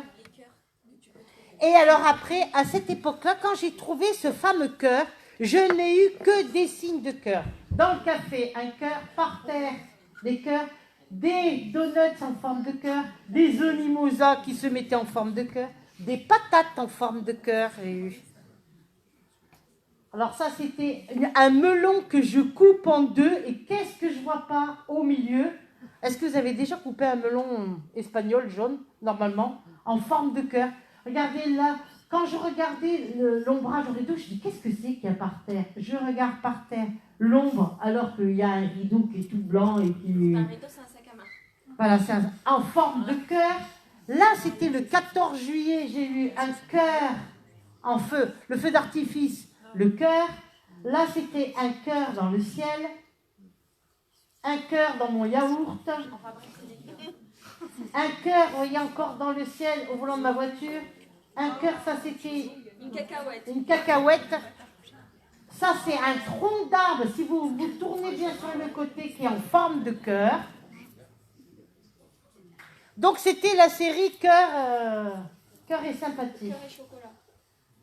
Donc, vous voyez, quand ils veulent vraiment vous donner des signes, à vous de prêter attention. Ça, c'était le jour de l'an. Regardez le vert, qu'est-ce que ça fait? Le reflet de l'eau par terre, ça fait une forme de cœur. Parce que c'est vrai que le jour de l'an, on pense à tous ceux que l'on aime. Et là, je pensais notamment à mes défunts. Donc, c'était encore un cœur pour dire, on est là, on t'aime. Donc, à vous de regarder. Alors, vous avez, que ce soit la fenêtre de la radio, la fenêtre de la voiture qui s'ouvre toute seule, la radio dans votre voiture qui s'arrête et qui redémarre, avec une musique que vous seul connaissiez avec votre être cher. Que ça soit un papillon, un oiseau ou autre qui se rapproche de nous sans avoir peur, un fait inhabituel. Ils viennent aussi beaucoup dans les photos. On va parler des orbes lumineuses, des fumées et des visages translucides. Alors à ce propos, puisqu'on parle du cancer, je voudrais montrer à l'attention du cancer le saint patron du cancer, celui compris. Il y en a deux. Saint Pérégrin, c'est pour les tumeurs dans les jambes et dans les bras. Et là, c'est Saint Bénilde. Saint Bénilde est le patron du cancer. Il se trouve à Thurey, en Auvergne, entre Clermont et Vichy. D'accord? Et c'était le jour de la fête des pères. Et quand je suis rentrée, j'ai demandé, j'ai prié Saint Bénilde, vous voyez là, un petit bout, et vous voyez les orbes, les photos, vous voyez les ronds blancs qui se posent sur le cœur de Saint Bénilde. Alors, les orbes, ce sont des manifestations d'entités, plus précisément de défunts, d'esprits, et de tout ce qui peuvent s'appeler les orbes angéliques, c'est ce qu'on appelle les anges. Les orbes blanches, ce sont les défunts. Les orbes blanches sont les défunts, mais il y a d'autres orbes de plusieurs couleurs, comme les bleus, les verts, les roses, vous voyez. Alors là, j'étais dans un yaourt, moi j'appelle ça, c'est une yaourt. Alors je disais, je vais dans mon yaourt ce week-end. Hein. Vous voyez. Et là, sur ma chienne qui était malade à cette époque-là, on voit une orbe couleur verte sur le côté gauche. Regardez, à l'entrée de la yourte. Il y en a une rose en bas. Et il y en a une rose en bas, vous le voyez sur le plancher? Là, ici, en plein milieu, il y a une verte, parce que j'avais demandé pour le repos, la guérison. Et sur le côté droit, il y a une rose aussi. Top.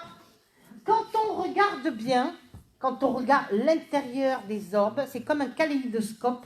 Il y a souvent des visages qui apparaissent.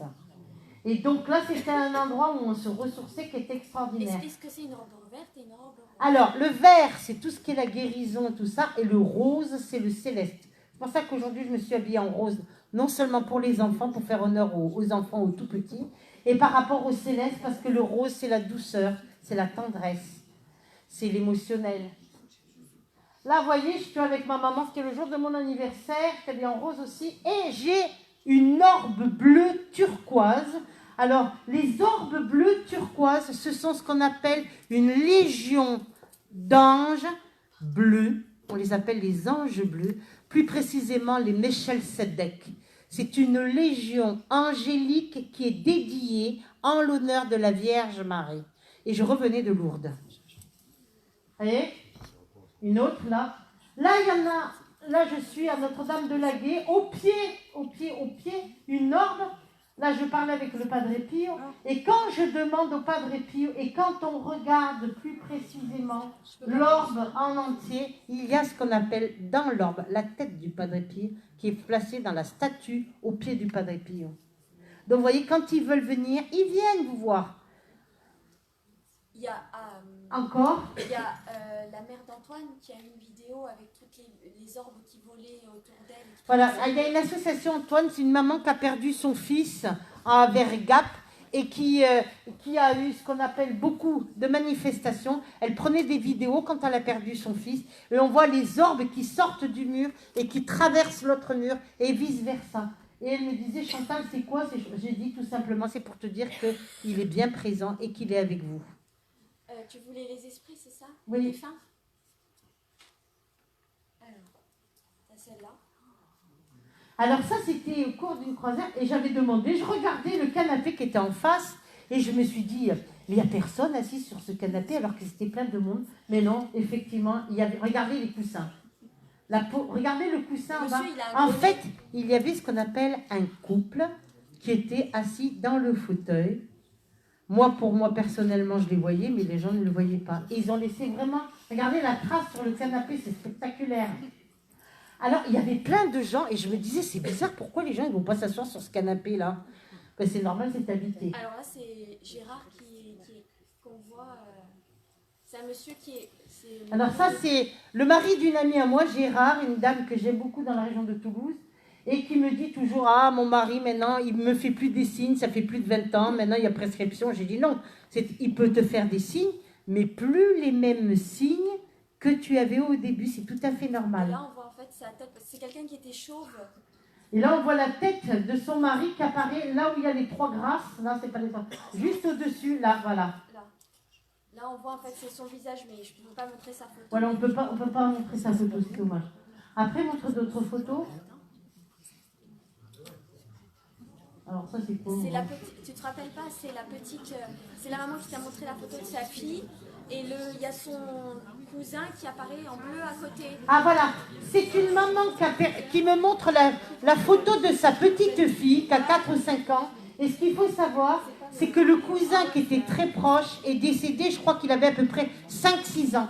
Et on voit, vous voyez en bleu, est-ce que vous voyez la photo? Vous voyez bien. On voit, tu montres Aurore avec, s'il te plaît, les deux yeux, le nez et la bouche. Là, à droite. Ben oui, attends 2 minutes. Est-ce que vous voyez? Regardez. Il montre elle a pris la photo de sa fille et son cousin ou neveu, je ne sais plus, apparaît. Son neveu apparaît dessus, puisque c'était un petit garçon. Non, ce n'était pas un petit garçon, il avait au moins 20 ans. Là. Ah bon? Mais là, en tout cas, ce que je peux dire, c'est qu'il est là et qu'il la protège. Vous voyez, il se manifeste tout en bleu, c'est très joli. Ah voilà, là en fait on voit mieux la tête du mari avec... Voilà, il y a la photo juste à côté du mari. J'essaye de la montrer. Il y a le mari à droite et son portrait qui apparaît en fait derrière les trois grâces. Je ne sais pas si vous voyez. On ne voit pas très bien là, Aurore. Là, on voit le visage. Tu le vois ou pas? Là où c'est entré, dans le fond. Au fond. Là. Voyez, les deux yeux, regardez. Et en plus, ils sont verts. Les deux yeux, le nez et la bouche, mais il fait une drôle de grimace. Et dernièrement, j'ai eu une maman qui est venue et qui me montre la photo. Ils étaient en pique-nique aussi. Et tout d'un coup, elle me montre une photo où il y a ces trois filles, 12, 14 et 5 ans. Et tout d'un coup, à côté de l'arbre, il y a une petite fille habillée avec une robe d'époque. Et je dis, mais cette petite fille est décédée dans ce bois. Elle me dit, mais arrêtez, vous me faites peur, on ne va plus y aller dans ce bois. J'ai dit, mais non, elle était contente parce que comme il y avait vos trois petites filles qui jouaient à côté d'elle, elle était là et elle s'est présentée sur la photo. Ce qu'il faut savoir, c'est que cette petite fille, elle a fait des recherches, elle s'était suicidée pendue. Ah oui, ben oui. Alors là, c'est une jeune fille qui est venue me voir à Béziers et qui allait chez sa grand-mère déjeuner un dimanche midi. Et tout d'un coup, elle me dit, tu sais, moi j'adore les photos, c'est vrai que c'est une très belle jeune fille. Elle s'est fait un snap, elle se faisait des selfies comme ça, et elle se prenait en photo comme ça, chez sa grand-mère. Et qu'est-ce qui apparaît, vous voyez sur son cou, vous voyez la photo, montre Aurore avec ça.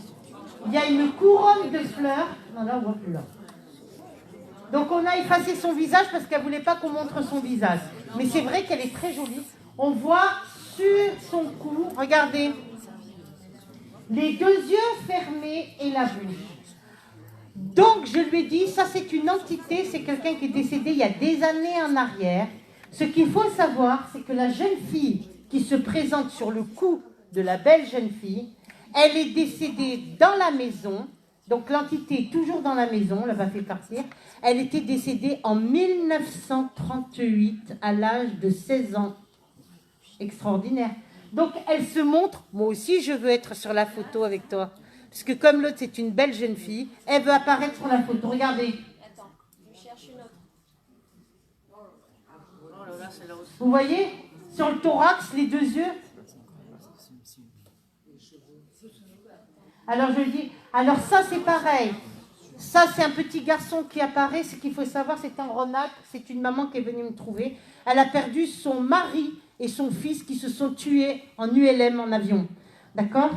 Et donc le jour de la fête des mères, cette maman fait venir ses deux sœurs.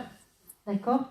Et une, elle lui dit, je vais jouer du piano par rapport à toi pour te faire plaisir, pour te remonter le moral et tout ça. Et la maman prend une photo en disant, si seulement mon fils ou mon mari pouvait me donner un signe. Et là, vous voyez, les deux personnes, on ne les voit plus du tout. Les deux sœurs, elles sont toutes en noir. Et on voit la photo en grand du petit garçon qui apparaît. Et là, elle m'a dit, c'était extraordinaire, le jour de la fête des mères, voir mon fils qui apparaît sur une photo, qui est une véritable photo, parce que, bon, j'ai les preuves, je l'ai là. Hein. Bah, c'est pareil, je l'ai scanné, c'est tout. Voilà. Donc, j'ai vraiment la photo, elle est là, la photo. Elle me l'a donnée pour dire, montrez à ces mamans qui ont perdu un enfant et dites-leur que c'est la vie après la vie et que ça continue. Extraordinaire. Vous voyez que comme quoi, quand ils veulent, ils peuvent. Là, on revoit l'appareil, c'est la même chose. Regardez la jeune fille qui apparaît sur le coin de la cuisine chez la grand-mère. Vous la voyez ? Et c'est pas des photos truquées. Hein. Et il y a des orbes en plus qui sont sur le côté. Et en plus, sur le côté droit, est-ce que vous voyez des orbes en haut à gauche ? Et sur la droite, sur le mur. C'est l'appareil qui a détecté en fait. Comme je lui ai dit à cette jeune fille, cette belle jeune fille, je dis, il faut que tu pries pour l'entité de cette jeune fille qui est partie. Et il faut que tu me passes la photo pour la montrer aux gens. Comme quoi, vous voyez qu'on n'est jamais seul dans une maison. Hein. Eh oui. Alors, votre animal vous fait aussi des signes, un appareil ménager électrique qui peut se déclencher, un jouet aussi d'enfant qui peut se déclencher à la perte d'un enfant. On l'a toujours vu. Le prénom du défunt qui apparaît sur un document, une pub, sur un camion, à la télé, sur la radio, et qui nous interpelle avec une grande surprise. Ça, c'est souvent quand je suis sur la route pour aller faire les conférences.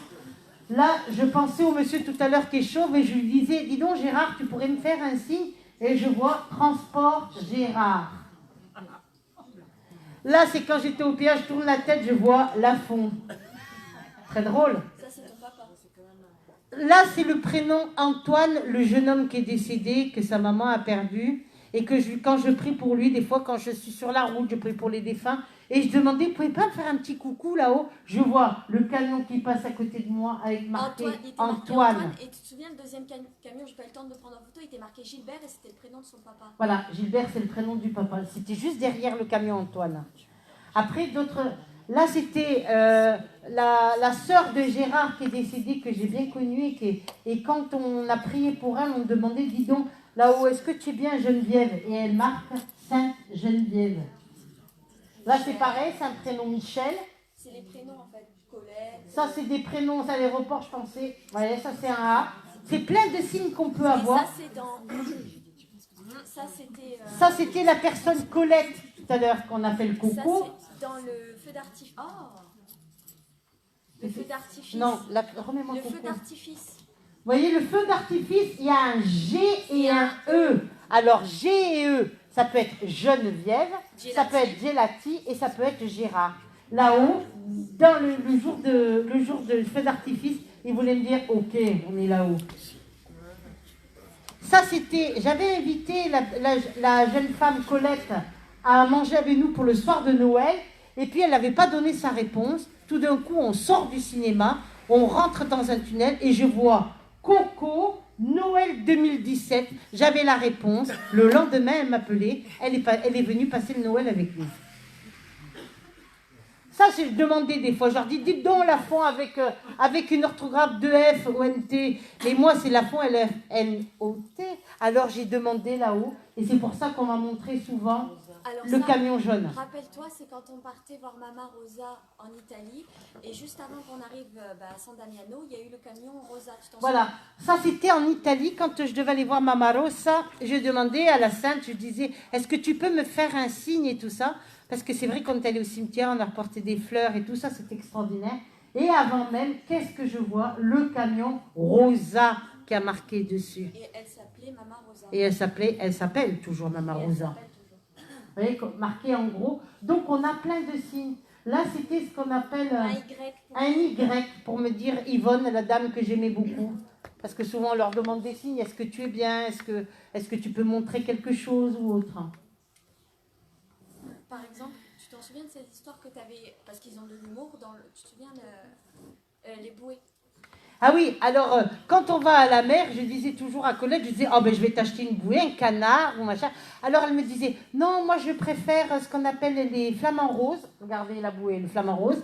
Et Aurore, j'avais dit, ben écoute, si j'achète un flamant rose pour toi, j'achèterai pour Aurore une licorne, puisqu'elle adore les licornes. Et on passe devant une boutique et qu'est-ce que je vois pas? La licorne et le flamant rose. Alors là, c'était très drôle parce que vraiment, c'est des petits clins d'œil. Ils ont de l'humour. Ils ont beaucoup d'humour là-haut aussi. Hein. Ça aussi, tu t'en souviens de ça? Alors ça, c'était, je cherchais une place et j'arrivais pas à trouver la place. Et vous savez, quand vous faites le tour, alors je suis là, oui, j'en ai marre, il n'y a pas de place, nanana. Et qu'est-ce que je ne vois pas? Le camion face à moi, juste devant ma voiture. Qui c'est qu'il y a dessus? Grincheux. Il voulait me dire là-haut que j'étais grincheux. Bah, t'es grincheux. Ben oui, je disais, bon ben, c'est vrai que ça m'a calmé direct quand j'ai vu grincheux sur le camion devant. J'ai dit, bon, on va se calmer, on va refaire 4 fois ou 5 fois le tour. Là, j'ai fait une conférence sur les anges à Béziers et je demandais un signe. Et quand on est allé, vous savez, manger, ça c'est le set de table. Et regardez, vous les voyez? Alors je demandais aux anges, est-ce que vous êtes toujours là? Sur le papier, il y a marqué toujours, et on voit un ange de profil avec un autre ange de l'autre profil. Vous les voyez au milieu? Ça, c'était dans le ciel. C'était un ange qui n'était pas très bon. Quand même, ils n'exagèrent pas. Hein. Oui, mais il était immense. Oui, tu veux plus petit aussi, non? Donc on peut avoir plein de choses. Ah oui, les dauphins dans le ciel, quand on était juste allé voir les dauphins, tu t'en souviens? Oui, on était allé voir les dauphins à Bandol, et puis tout d'un coup, je leur demandais, je disais, oh, c'est beau les dauphins. Puis je leur parle là-haut, je dis, dites donc, est-ce que vous pouvez faire un signe, regardez. Vous le voyez, le dauphin dans le ciel? Comme quoi, c'est à vous de bien vous concentrer et de regarder. Qu'est-ce qu'on a encore? Il y a l'éléphant, tu te souviens, on était à l'orphelinat des éléphants. Ah oui, j'étais en Sri Lanka voir un orphelinat d'éléphants pour essayer d'acheter des bidons de lait et regarder dans le ciel. Vous voyez le bébé éléphant avec la trompe, les yeux? C'était le même jour. C'était le même jour. Le même jour. On sortait de l'orphelinat et en remontant dans le bus. J'avais fait des dons pour qu'ils puissent acheter du lait pour les bébés éléphants et regardez. Comme quoi, hein? Il y a les photos aussi où il y a la Vierge, on peut la voir. Oui, sur le son, oui. Tu veux pas que je la montre? Si tu veux, oui. Ça, c'était à Notre-Dame de Fatima.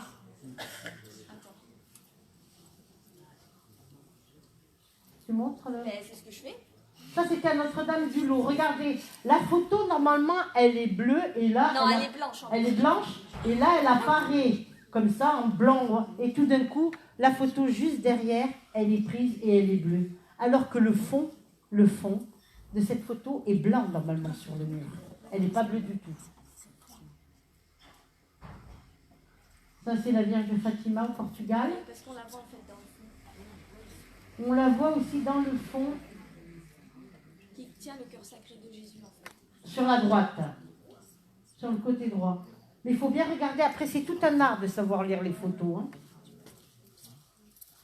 Et là, regardez, en haut, pendant la messe, vous voyez, en haut, à gauche, la lumière toute blanche, et c'est pas le spot, parce que je suis revenue le lendemain, ni rien, il n'y avait plus la même chose. Hein.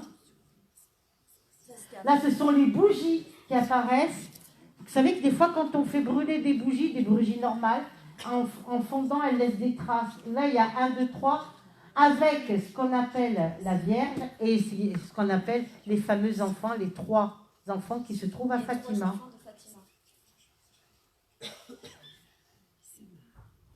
Donc, vous voyez, on peut avoir plein de super jolis signes. Là, dans l'encens. Là, ici, c'était dans l'encens, on voit des formes qui apparaissent. Bah, c'est la Vierge. Là, c'est la Vierge de profil, la Vierge de Lourdes. Pareil. Là, c'était une fève. Là, c'était une fève que j'ai achetée dans un supermarché. T'as pas acheté la fève? J'ai pas acheté la fève. Quand j'ai ouvert la galette, hop, il y avait une fève, c'était la Vierge, décidément. Là, au bus, elle est juste au-dessus. Regardez, quand vous roulez sur la route, je roulais, et qu'est-ce que je vois au-dessus, la Vierge? Là encore. Là, on voit la forme de la Vierge qui apparaît à l'église. C'était à Milan. Ça, c'était la forme de la Vierge qui apparaît dans l'église. Ça, c'était Raconte l'histoire.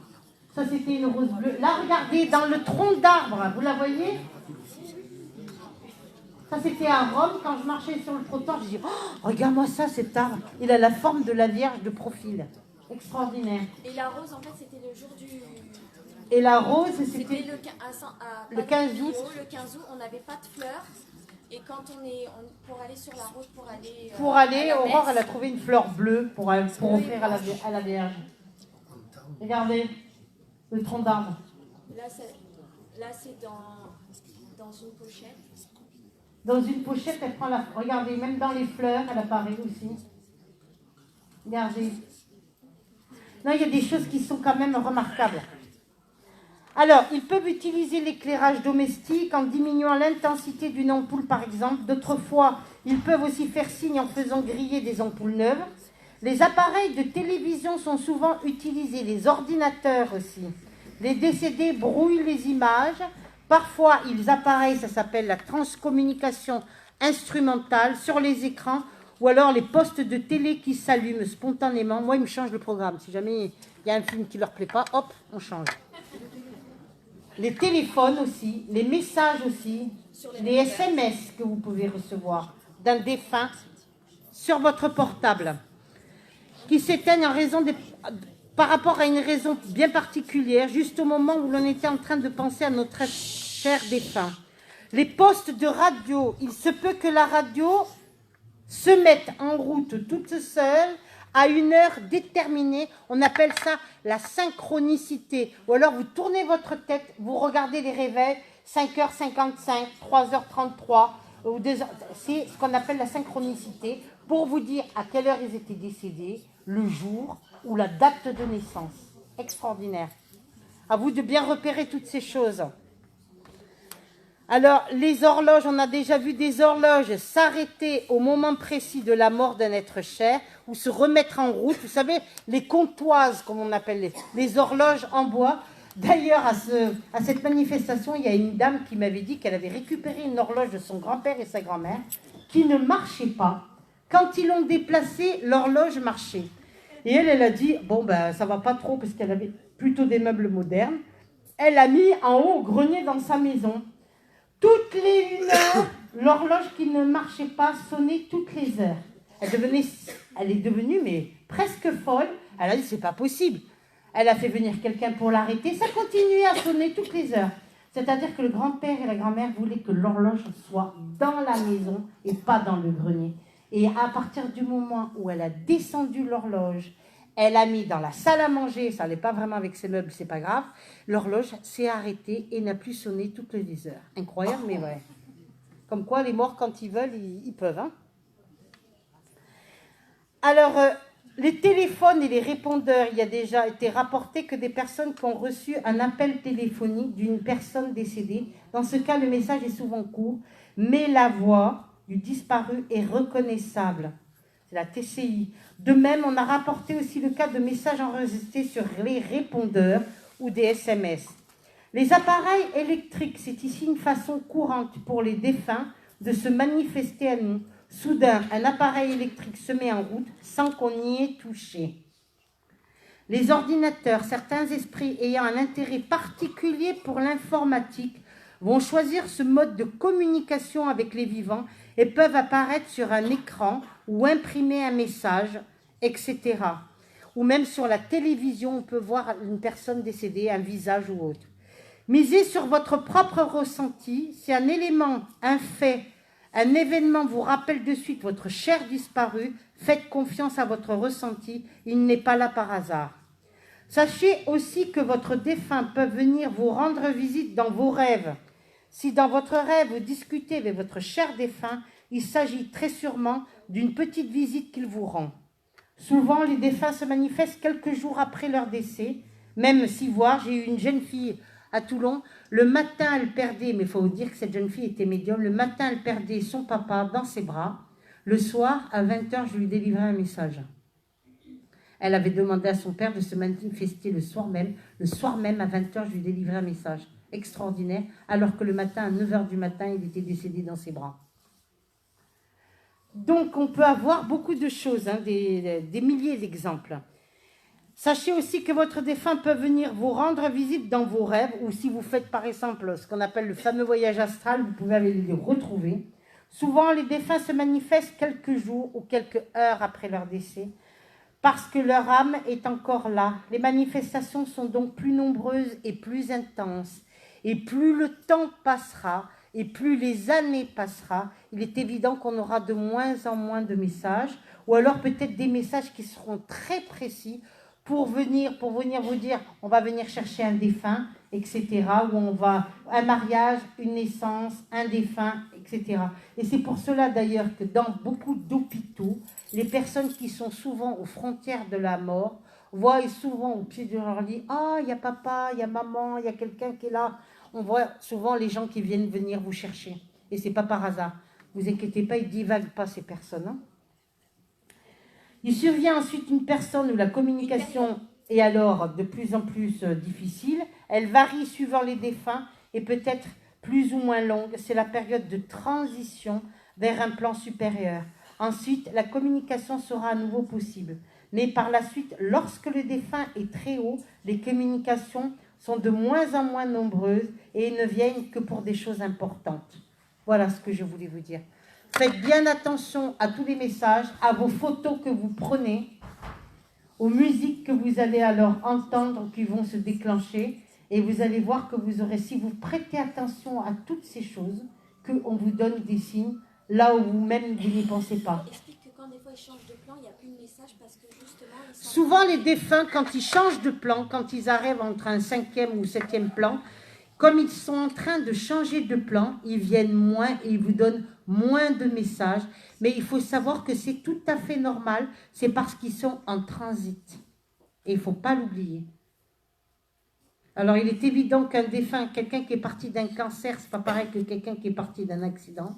comme ça ne sera pas pareil que quelqu'un qui est pendu ou assassiné ou autre. Chaque défunt a son propre ressenti, a sa propre évolution, s'il était spirituel ou pas, ou s'il peut même évoluer, et grâce à Dieu, évoluer de l'autre côté, et donc il pourra délivrer un message. Mais comme je dis toujours, je ne fais pas le jeu des 7 familles. Quand on vient, on me dit, je voudrais avoir un tel, s'il vient, c'est bien, s'il ne vient pas, on peut avoir une autre personne. Rien n'est par hasard. Est-ce qu'il y a des questions? Oui, combien il y a de plans? À peu près 7 à 8 plans, madame. Et il y a un transit. C'est pour cela qu'une personne qui vient de décéder, c'était hier que j'ai vu une personne qui a perdu son papa qui est décédé au mois d'août. Et elle essayait d'avoir... Je lui ai donné quelques messages, mais je dis, là, je ne peux pas dépasser plus parce que je vois le monsieur allongé, il n'est pas encore dégagé, il n'est pas encore complètement dans la lumière, je le laisse tranquille. Il faudra que tu reviennes me voir. Et pareil, j'avais une amie aussi qui avait perdu son frère, qui s'était suicidé. C'était un biker. Vous savez ce que c'est un biker? C'est les gens qui ont les Harley Davidson, avec les blousons de cuir et tout, les bottes et tout ça. Et donc, son frère s'était... suicidée pendue et elle vient me voir avec la photo de son frère. Enfin, non, elle n'avait pas la photo. J'ai dit, prends pas une photo, prends-moi sa ceinture et une botte. Elle arrive avec la botte. Puis je dis, là, cette fois-ci, il n'y a rien. Puis il faut reconnaître. J'ai dit, écoute, là, ça fait trop tôt pour lui. On va attendre 3 ou 4 mois et tu reviendras. 3-4 mois après, elle est revenue. Elle me dit, qu'est-ce que je prends? J'ai dit, toujours la botte avec la ceinture. Elle m'a ramené la botte et la ceinture. Et alors là, je lui ai donné plein de choses, les musiques préférées, les trucs et tout. Et ça, c'est extraordinaire. Et là, elle était vraiment heureuse de savoir que son frère qui s'était suicidé avait retrouvé sa maman et son papa dans l'au-delà et qu'il était quand même pas seul. Et ça l'a tranquillisée. Elle me dit, tu peux pas savoir, c'est formidable de savoir qu'il est bien de l'autre côté. Et à chaque fois que je vois des motos qui passent et tout ça, des Harley, je suis obligée de penser à lui. Extraordinaire. Est-ce qu'il y a d'autres questions? Oui.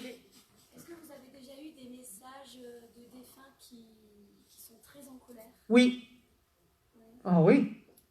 Ça fait un peu peur même. Ouais. Ça peut être dangereux du coup? Ça peut être dangereux, mais j'essaie de les calmer. C'est-à-dire que des personnes qui sont mortes ou tuées ou assassinées ou autres et qui arrivent de l'autre côté, qui se disent, mais attends, mais moi je voulais pas mourir, qu'est-ce que je fous là quoi? En colère, très très en colère. Ou alors des personnes qui décèdent très jeunes et qui laissent un être aimé ou autre. Et oui, ça m'est arrivé, oui. Et là, croyez-moi, il faut beaucoup prier pour le défunt parce qu'il faut aider le défunt. Le but, c'est qu'il aille dans la lumière, il ne faut pas l'oublier. Oui, il y en a qui sont très, très en colère. Eh oui. Oui. Ces entités n'ont pas d'emprise sur le vivant. Si. Si, madame. Ils peuvent faire même... Je vais vous dire une chose, madame, et croyez-moi, je l'ai vécu dans ma chair et dans mon corps. Un jour, j'étais à Marseille, je sors d'une conférence et tout ça, et puis me voilà en train de promener sur le port, puis je regardais, vous savez, j'ai dit, tiens, je vais aller manger une soupe ou une bouillabaisse. Non, j'ai dit une bouillabaisse, et tout ça. Tout d'un coup, je me suis retrouvée dans un petit restaurant marseillais au Vieux-Port. Écoutez bien ce que je vais vous dire, madame. J'ai rien compris. J'étais incorporée. J'ai pris l'entrée, le plat, le dessert, un truc, mais là, ce n'est qu'une fois sortie du restaurant et sur le trottoir avec, vous savez, des remontées, des trucs. Oui, je vais pas. Hein, parce que j'avais mangé des trucs qu'on m'a fait manger. Et là, je me suis dit, mais attends, au bout de 10 minutes, un quart d'heure, que je me suis arrêtée, je regardais la mer comme ça, puis j'ai pensé, mais je dis, mais ce que tu as mangé, tu le détestes. Pourquoi tu as mangé ça, ça et ça? Et tout d'un coup, j'ai pensé, ça, ça et ça, c'était mon père qui les mangeait. J'ai envie de dire, oui, ils peuvent se servir même de votre corps pour vous incorporer et manger ce qu'ils avaient envie de manger. Les bons comme les mauvais esprits, madame. Pas que pour manger, hein. Pas que pour manger. Pour fumer une cigarette, pour aller boire un petit coup ou autre. Eh bien oui. Comment se protéger de ces choses-là alors? Par la prière, madame. Mais en même temps, c'était pas négatif, sauf là, toute la nuit à l'hôtel où j'étais, je vous dis pas, j'avais la queue du poisson et la tête, je savais pas où j'étais. Hein. Parce que manger, écoutez-moi, un entrée du pâté, de la bouillabaisse et après une omelette norvégienne, c'était pas mon truc, hein, moi je peux vous le dire. Et après, j'ai dit, mais ça va pas, pourquoi tu as mangé tout ça? Mais ça va vraiment pas. Et après, j'ai compris pourquoi. Oui. Il me vient à l'esprit également que dans toutes ces personnes mauvaises de ce monde ne sont peut-être pas fautives, elles sont donc habitées. Elles sont forcément habitées, madame. Non, pas forcément. 8 fois sur 10, les personnes qui sont internées en psychiatrie ou autres, souvent elles sont habitées, madame. J'en parlais avec une jeune fille qui travaillait en psychiatrie et qui me disait, mais comment tu fais, toi, quand tu vois ça et ça et ça? Ah ben j'ai dit, on fait avec les moyens du bord. Là, il vaut mieux avoir la foi, moi je vous le dis. Quand vous avez les présences des entités de la famille qui arrivent comme ça devant... C'est bien. On a du monde, tant mieux.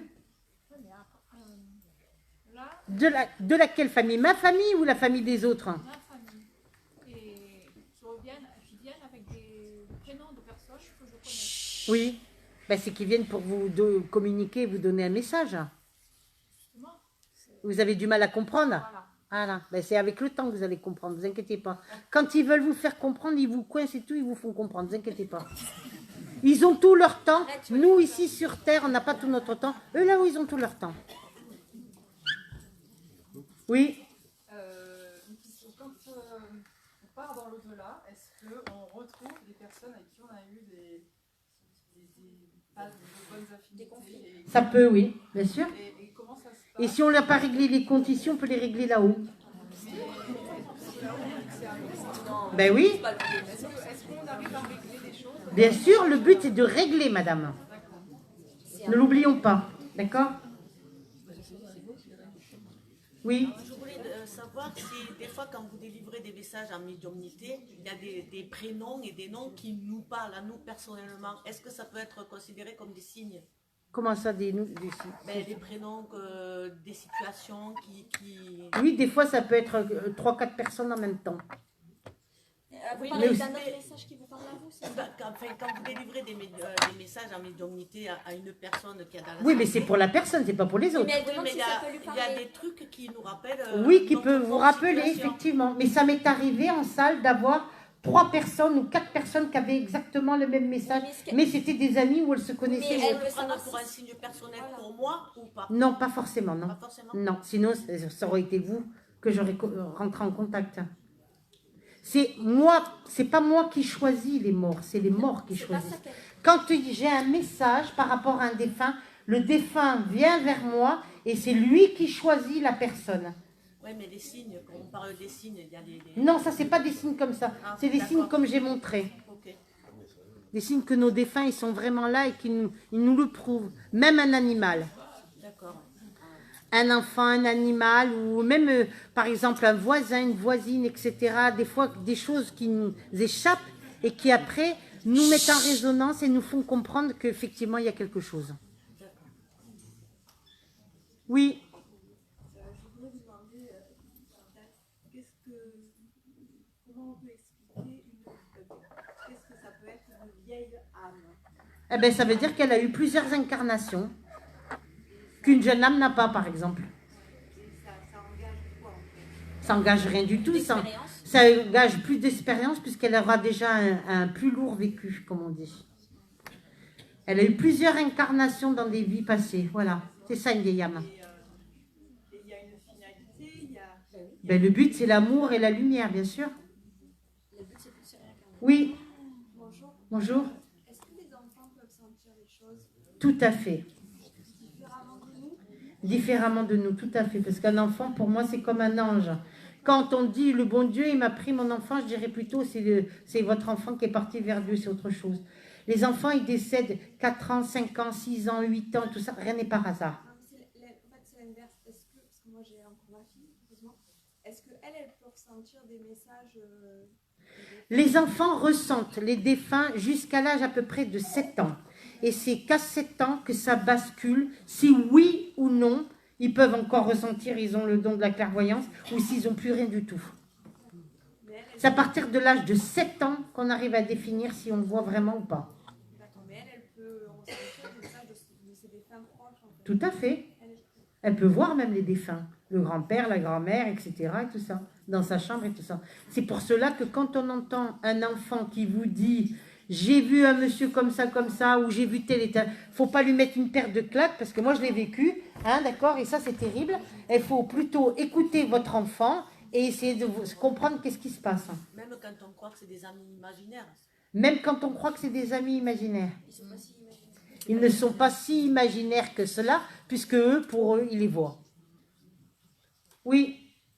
Pensez-vous et avez-vous eu la confirmation que les enfants qui n'ont pas la parole jusqu'à peu près 2-3 ans, enfin 2 ans au moins, ont des souvenirs antérieurs de vie? Bien sûr. Vous en avez eu la confirmation? Par rapport à des enfants, bien sûr. Mais c'est pas parce qu'ils n'ont pas la parole qu'ils ne peuvent pas se souvenir, ça n'a rien à voir. Non, c'est pour ça que je dis, est-ce qu'on ne leur donne pas la parole à cause de ça? Non, ça n'a rien à voir. Ça peut être un problème karmique, ça peut être un problème médical, ça peut être plein de problèmes. Mais à vous de comprendre. J'ai reçu une petite fille qui avait des dons, je m'en rappellerai toute ma vie. Elle avait 4 ans, madame, hein, d'accord? Sa mère était banquière, donc elle n'était pas du tout spirituelle et vraiment terre à terre. Vous voyez, plus terre à terre, tu meurs. Mais tout d'un coup, je dis, madame, vous avez une petite fille, elle était belle, elle avait des lunettes rondes bordeaux qui étaient magnifiques. Alors je la fais rentrer et tout ça, puis elle était contente, la petite fille, plus gênée, ils s'en vont, elle rentre, elle et moi, je la mets au bureau, puis tout d'un coup je la regarde, puis je dis, mais elle n'a pas un frère, elle? Alors la mère me dit, si, elle a un frère jumeau, mais il était dans la voiture. Alors je dis, on va sortir dehors, on va aller chercher le frère, hein, on va commencer par le commencement. J'étais chercher son frère jumeau, faux jumeau, et je les ai mis tous les deux face à moi. J'avais mis la petite fille à ma gauche, le petit garçon à ma droite. Je leur ai sorti des feuilles, des stylos, des crayons, je leur ai fait dessiner. J'ai dit, tu dessines ce que tu veux. Alors la petite fille, au début, elle avait un peu peur, et je la vois, elle prend les stylos, elle enlève tous les capuchons, les crayons, il y en avait partout, c'est pas grave. Elle fait des dessins, tout ça, et le gamin, il dessinait, mais très timide. Et tout d'un coup, j'ai un flash, et alors je la vois, puis je lui dis, je m'approche, et puis je lui dis, est-ce que tu les vois? Elle faisait comme si rien n'était, continuait à dessiner, vous savez. J'ai dit, dis donc chérie, est-ce que tu les vois? Alors là, elle me regarde, elle me fixe derrière ses lunettes, comme ça, elle était marrante comme tout, elle était magnifique cette gamine. Puis tout d'un coup, elle pose son crayon, puis elle me fait comme ça. Alors je m'approche du bureau, comme ça, elle était de l'autre côté du bureau, puis elle m'approche encore un peu, elle me dit, je vois les morts. Bon, alors, elle dit, surtout, ne le dis pas à ma maman, parce qu'elle me fait comme ça. 4 ans. Comme ça, elle me fait les signes.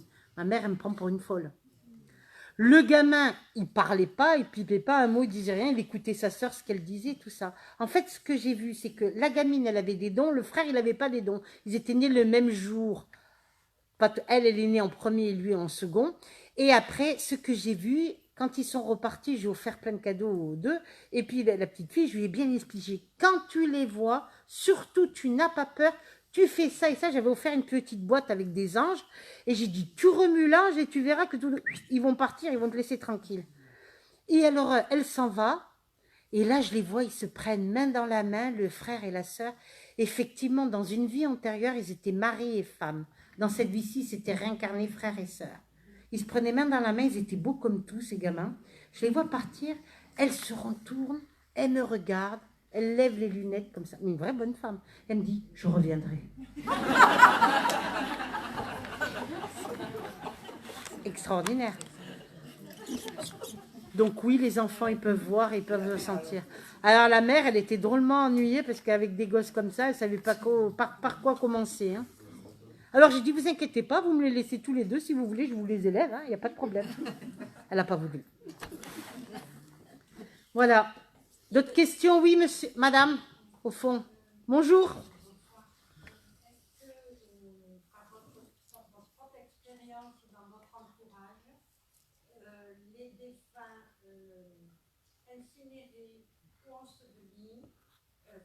Enseveli, c'est pas pareil qu'incinéré, madame.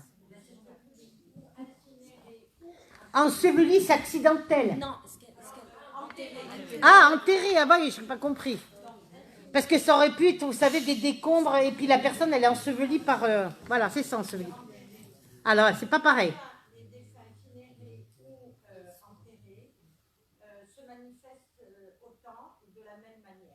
De la même manière, madame. Par contre, ce que je peux vous dire, il faut toujours respecter la volonté du défunt. S'il veut être enterré, s'il veut être incinéré, les cendres versées dans la mer, quoi, il faut toujours respecter. Très important. Sinon, là où ils se mettent beaucoup en colère. Oui. Bonjour. Je voulais savoir si c'est un signe, j'ai perdu mon petit-fils. Oui. Et 5 minutes après, bon, ma fille m'appelle. Et. Chut, silence. En même temps, mais mon réveil, je sais pas pourquoi, à 9h20, c'est bien sonné. Oui. Bien sûr que c'est un signe. J'ai parlé de synchronicité tout à l'heure. Souvent, c'est ce qu'on appelle les heures miroirs. On les appelle, ce sont des heures où si vous regardez votre montre, une montre, un réveil qui symbolise des heures, c'est pour soit dire l'heure de la personne de son décès ou déceler une date aussi. De rien? D'autres questions? Là, ça dort là, de ce côté-là. C'est pas l'heure de la sieste? Oui. Comment on peut reconnaître vraiment la différence entre un message des défunts et un message des guides spirituels? Ah, ça n'a rien à voir. Oui, justement, du coup, comment... Ben, le défunt, déjà, il vous prouve, il vous montre des choses et tout ça, il vous prouve. Et les guides spirituels, c'est autre chose, ça peut être plus spirituel et tout ça. Et vous pouvez aussi avoir des messages de votre propre ange gardien, heureusement d'ailleurs. Il y a les guides, il y a les défunts et il y a les anges gardiens. 3 choses différentes. Oh, on le sait, madame. Oh, on le sait, croyez-moi, c'est pas du tout la même texture de message. Ah oui, pas du tout pareil. Ben, pour les défunts, ils vont vous prouver, ils vont vous donner un signe, un prénom, un nom, ce qu'ils aimaient, comment ils se comportaient, qu'est-ce qu'ils aimaient manger, qu'est-ce qu'ils aimaient pas, s'ils sont bien, c'est pas du tout la même vibration. Si c'est votre ange gardien, il va vous sécuriser, il va vous prouver, il va vous montrer qu'il est là et qu'il est bien là. Par exemple, vous êtes victime d'un accident ou autre. Et si c'est les guides, ne l'oublions pas, peuvent rester tant d'années, mais pas forcément toute la vie. Et c'est souvent quand on change de plan, on change de guide, on n'a plus du tout les mêmes messages après. Voilà. C'est ce qui fait le transit de notre propre évolution spirituelle. Tandis qu'un ange gardien garde toute sa vie. L'ange gardien, vous avez des messages de lui, je peux vous assurer que vous avez des messages, vous leur demandez, paf, vous avez la réponse tout de suite. Par exemple, il y en a qui le font beaucoup pour les places de parking, c'est très drôle, hein? Mais ça marche. Mais ça marche. Il n'y a pas que l'ange gardien, il y a Saint-Expédie aussi pour les places de parking. Pardon? Oui. Lorsqu'on les voit dans le ciel, oui, alors? Eh bien, ça signifie qu'ils sont là et qu'ils existent, madame, parce qu'il y a beaucoup de gens qui n'y croient pas. Il faut faire une pause. Voilà, on va faire une petite pause de combien? Un quart d'heure. Merci.